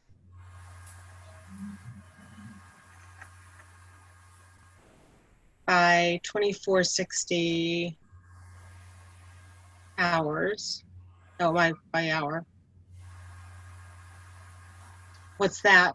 1.41.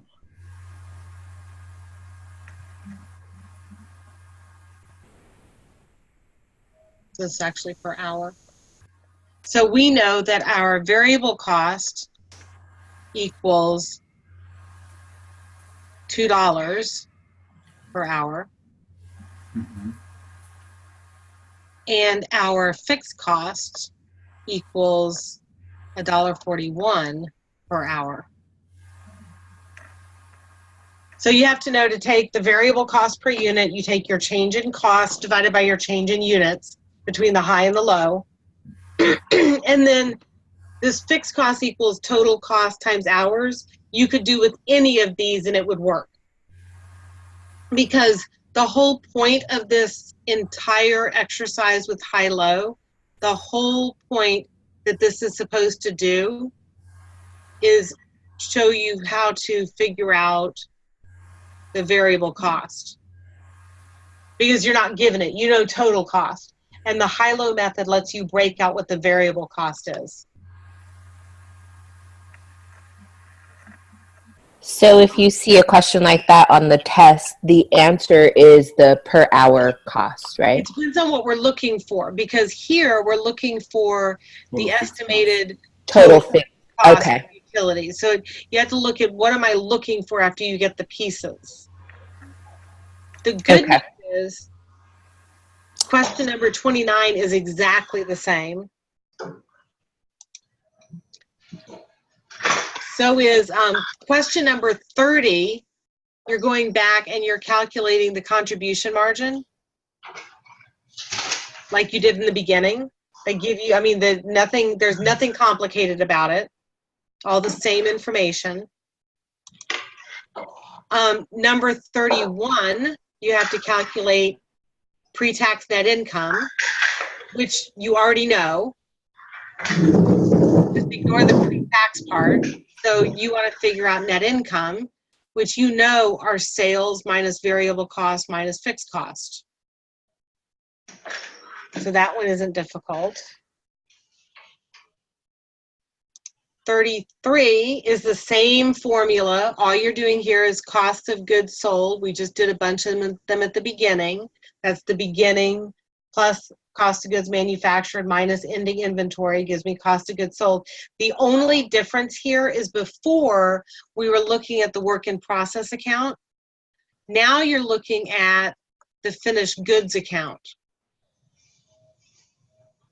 And so with the finished goods account, what comes in is cost of goods manufactured, and what goes out is cost of goods sold. Because the whole flow is we have our work in process account, right? With direct material, direct labor, and manufacturing overhead. And out goes cost of goods manufactured, because those go into finished goods.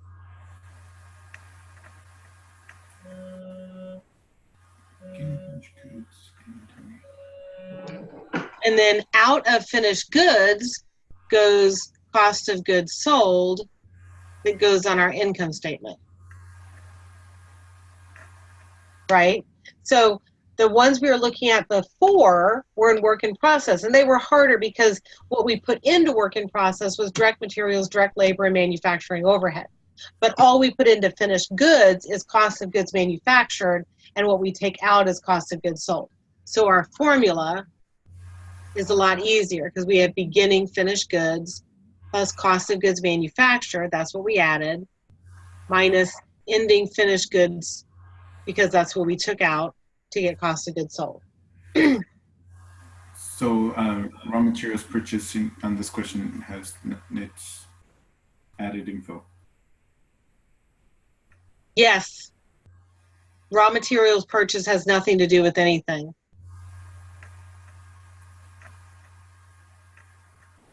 Because raw materials purchased goes into the raw materials account. Raw materials used goes where? Used into finished goods. So we start with raw materials over here, and the materials go into work in process.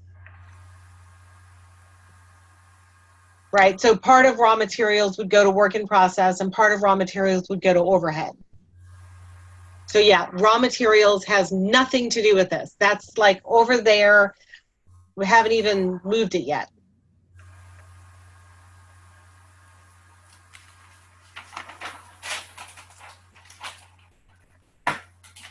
So that one would be kind of easy because they pretty much gave us what we needed to figure it. Yep. Okay. And there aren't as many numbers. Okay. This one is the same as what we did in the beginning. All we're doing is figuring out prime costs. This is what I mean by he had 33 questions and he went back and he just added ones that are like other ones. So 34.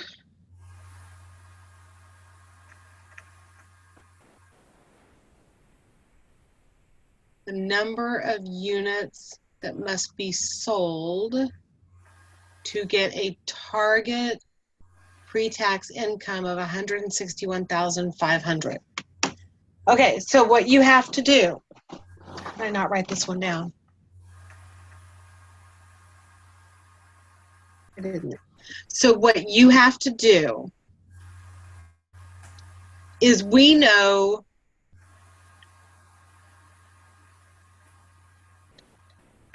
that right now we're achieving 111,500. And we want to know how many units do we have to sell. So you're going to take your,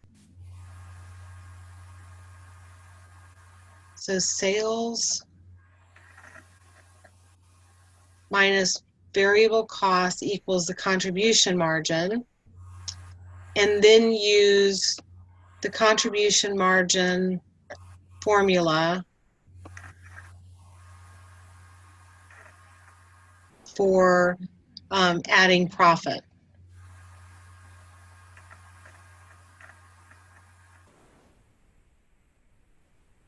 and you have to do the one for dollars, not units. I didn't change the numbers on this one. So go look up the formula and work it, because I didn't change the numbers. So if I work it, I give you the answer.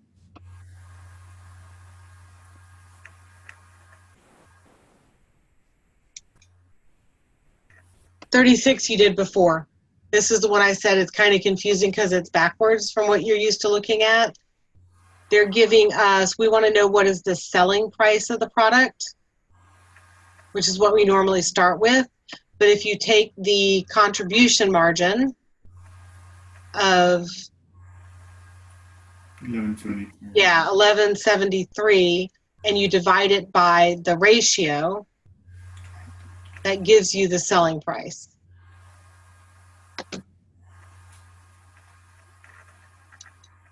And we did one like that. Okay, 36, not hard. We want to figure out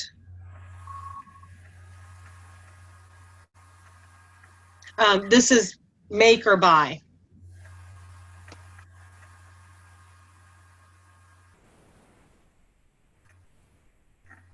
Do we want to make or buy? So we want to figure out what would be different. So this is what it costs to make, what he's given here. So an outside supplier offers to provide Factor with all of the units it needs at $48 per unit. Now, if we buy from the supplier, the company will still incur 60% of its overhead. So we want to figure out, we know that it cost us $74 per unit to make it. So we want to figure out how much would it cost if we were going to buy it. So if we were going to buy it, are we still going to have this direct materials cost? No. Oh, So this is gone. So if we make, if we buy. So if we make, we still have $9. If we buy, we have nothing. What about direct labor? If we make it, we have $25. If we buy, do we have any direct labor? No. No. If we make it, we have $40 worth of overhead. If we buy it, we still have $16 worth of overhead, because that's the $40 times 60%.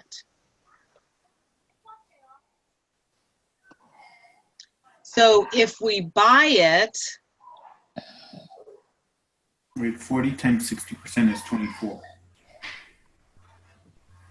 lovely.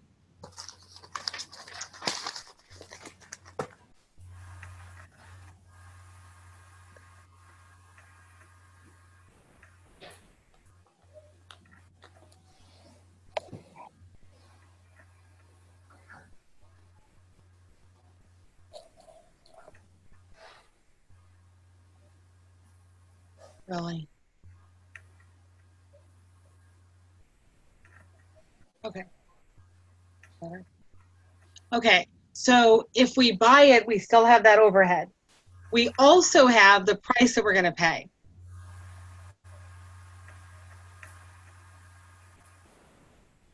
Right? Right. So if we buy it, it's really going to cost us $72. If we make it, it costs us $74. So based on the numbers, what should we choose to do? Buy it. Buy it. Here we want to choose to buy it. And of course, there are other considerations, but we're not going to worry about them now. So you just have to take into account the things that are different. Number 37. Looks like a lot of information, but it's not. Okay. Assuming max, well, this is, we want to, Process further. right, stop or process further. And all we're figuring out here is Assuming Maxim further processes green health further into premium green and premium deluxe. So we're going to process further. What is the revenue from the two products? So anything about not processing doesn't apply. So Maxim manufactures a hamster food product called Green Health. Maxim currently has 12,000 bags of Green Health on hand. The variable production cost per bag are $2.10, and total fixed costs are $13,000. The hamster food can be sold as is for $10 a bag, or be processed further into premium green and green deluxe at an additional cost. The additional processing cost will yield 12,000 bags of premium green and 4,000 bags of deluxe green. So we know right here we've got 12,000 of premium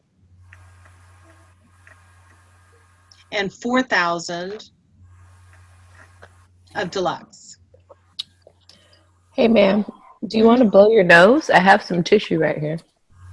I'm sorry. Premium and 4,000 deluxe. Okay, which can be sold for $10 and $8 per bag.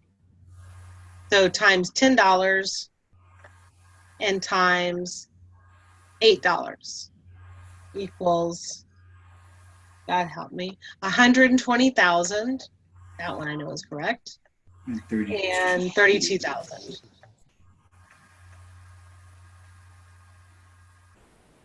So the total I'm going to make is 152,000.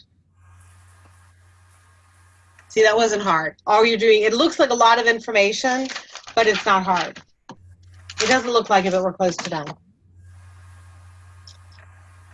Because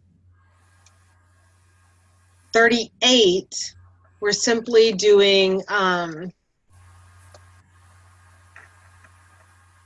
Marks has 2 operating departments, drilling and grinding, and an office. Oh, there was tons of data for this one. I couldn't get it on here.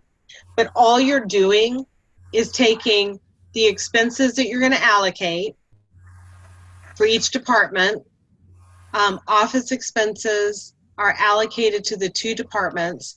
So you're taking the office expense, and then you're going to allocate it to each department based on different allocation bases.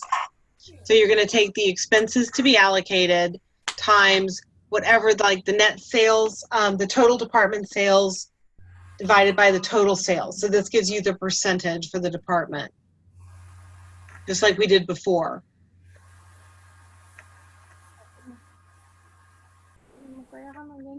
So this is like we did before. I wrote down here advertising, because I think we're doing advertising expense times department net sales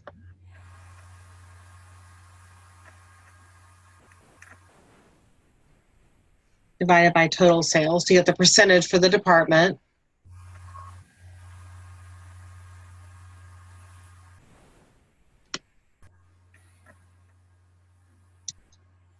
$40 is exactly the same, but you're allocating salary. One question. Yep. So, because I got confused on those, like when we did them back in the day. So the advertising expense, let's say we have that. It is the total advertising expense, right? Okay. Yep. Yeah, and you're breaking it down by department by saying, okay, so Department A had this many net sales out of this total, so we're going to give it that percentage of the total advertising expense. Does that make sense? Yes, got it. And then this one is exactly the same, except for we're allocating salaries. And then this is exactly the same, except for you're allocating depreciation. This you have to compute gross profit, which is, and it's easy. Sales minus cost of goods sold, because they give you these numbers, equals gross profit. you are given. This one, you compute net income by department. There's nothing complicated. You have to calculate return on investment. I gave you the formula. And they actually give you the average assets. You don't even have to calculate them. You're actually given average assets. Number 45, you have to calculate the profit margin, which they give you the numbers. It's not complicated. It's just net income divided by sales. All right, number 46. On number 46, we want to know the accounting rate of return. We haven't done this a lot. So the accounting rate of return. So we're going to say, we want to look at what is what's coming in as a return and what's our cost.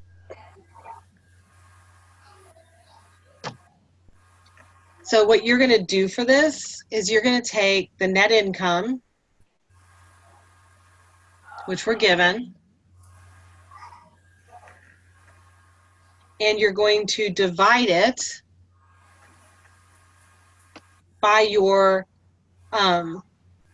average machine cost. But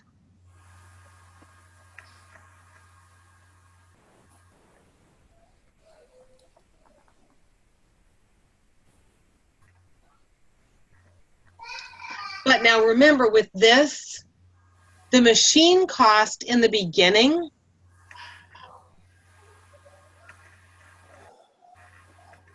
we have a machine that costs $32,400, 6-year life and no salvage value. So in the beginning, the machine costs $32,400, right? Plus, what does it cost? What's it worth in the end? 0. Yeah. 0. So divided by 2 is, I don't know, I didn't write it down. 16,200. Yeah. So you actually are going to take your net income, so you'll have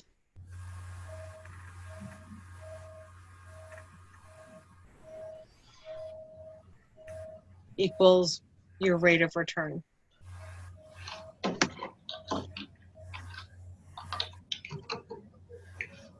So that, what, 0.16, 16%? Yeah.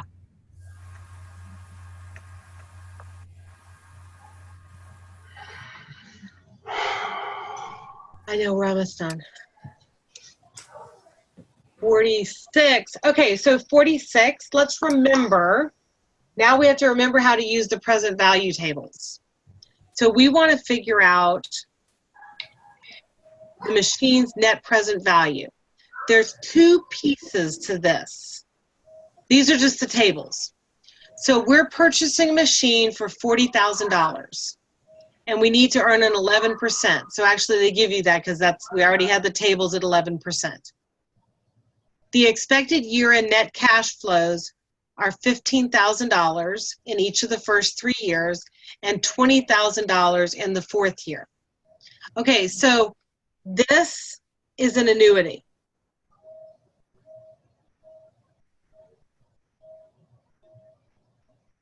This is a lump sum.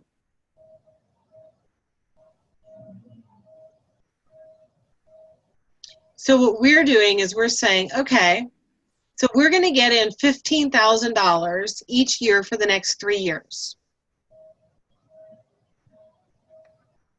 It's an annuity, so we're going to use this table for 3 years.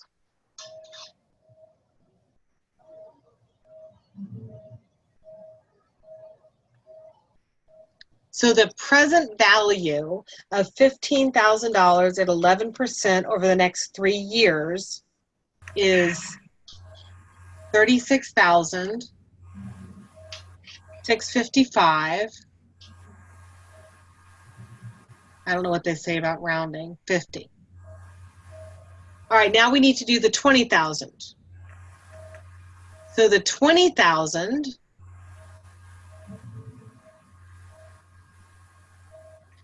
is a lump sum. We're getting one $20,000 payment 4 years from now.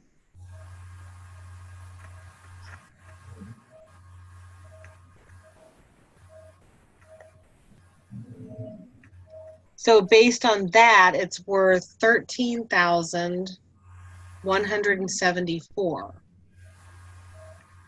in today's dollars. Okay, so that's the cash inflows that we get from this piece of equipment. So we get a total of 49,829.50.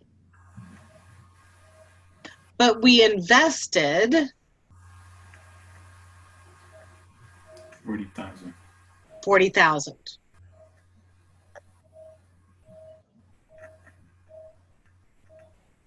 So we end up with a surplus of $9,829.50.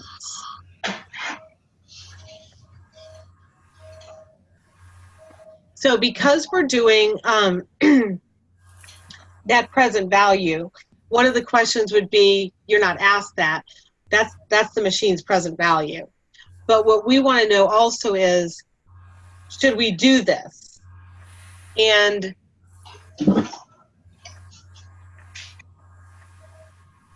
we should purchase if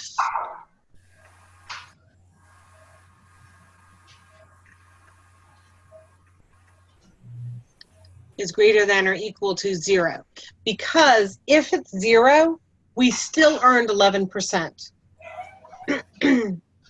If it's 0, we still earned 11%. So in that case, the answer was the 49,829 Yes. because that one was asking the present value. Okay, Yeah. got it.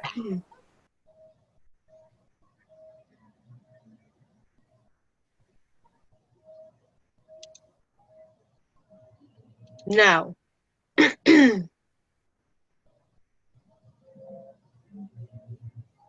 No, because the machine's net present value, we still have to take into account, I think you still have to take into account the purchase. Okay, got it.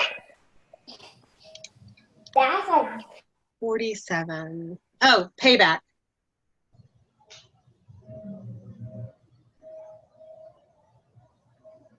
What is the payback period for the machine? Okay, so the complicated thing about this that you haven't really looked at a lot. The complicated thing about this is, so payback is based on what is the cash inflows, right? And then how long does it take to pay it back? So to get the cash inflows and the expenses, there's a couple of things you have to think about with the piece of equipment. And the first thing is, we have to calculate the depreciation. So the depreciation is the cost, 54,000, divided by 6 years, the life. So my depreciation is 9,000, which you can see here, that agrees. Then we're going to say, okay, what's our annual cash inflows?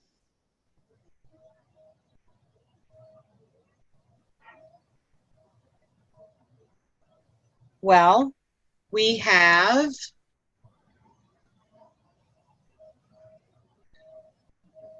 I get 8,084. Oh, we have our net income of 8,400.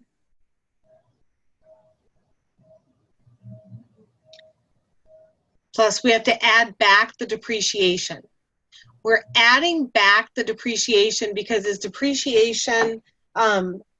A cash it's an expense that's related to the machine, so we're going to add it back because we're looking at the payback just on the machine, which adjusts our cash flow to 17,400. Because am I going to write will I write a check for depreciation expense? No. No, because it's non-cash.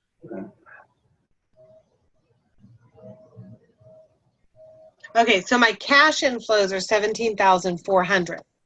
So now for payback, I know how much is coming in, I can say, okay, 17,400.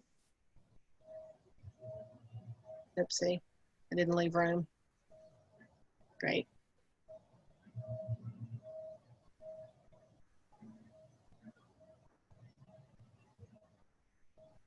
So now I can say, I spent 54,000 on the machine, and my cash inflows each year will be 17,400, which means it will take me 3.1 years to be paid back on the piece of equipment. Oh, didn't write anything else down, so we're good. Are we good here? Yes. You have to calculate the net present value of a machine. We did it just a couple of questions back, exactly like it. And number 49 is calculating the same thing again. And 50 is allocating an expense for a department, just like the ones that you did before.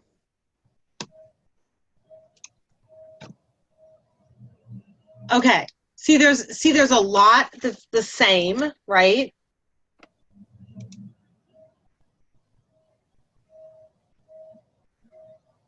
How do you feel, except for overwhelmed right now, which I would expect?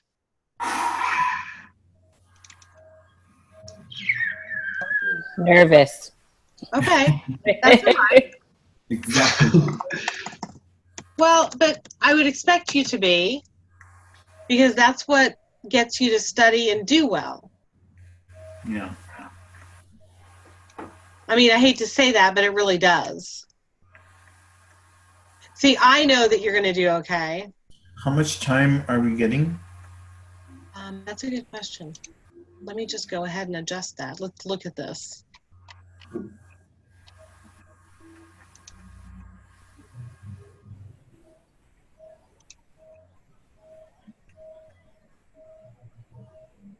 Two 240 minutes. Yeah, hold on.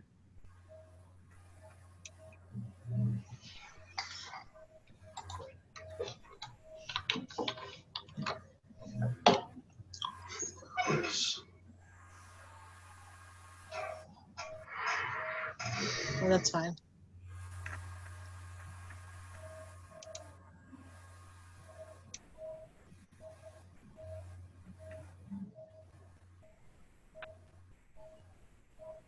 Do it. Do it.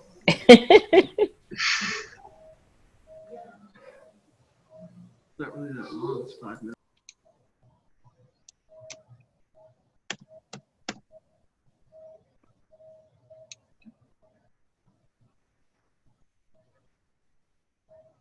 Yeah, automatically receive full credit on every question they ask. Let's quit that one.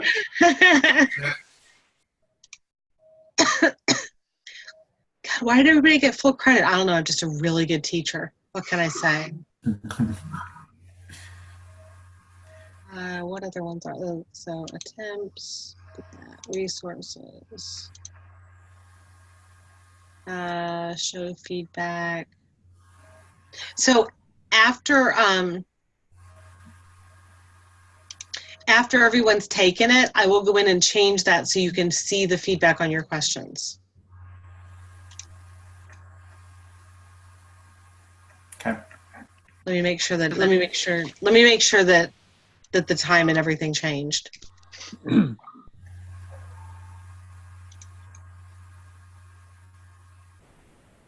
Yeah, okay. And you can print the questions if you want to work them out on paper, because I know that would help me. Okay, so now you have longer. And does that make you, and that is not because I think it will take that long. I do not think it will take that long.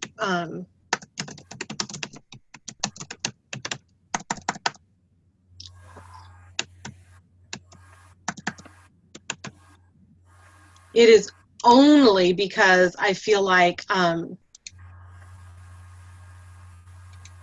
I want you to have enough time that you don't worry about finishing it.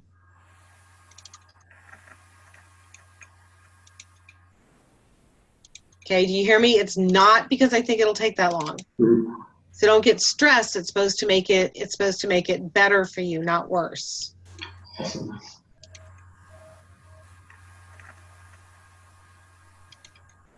And then on Sunday, when everyone's finished, I'll go in and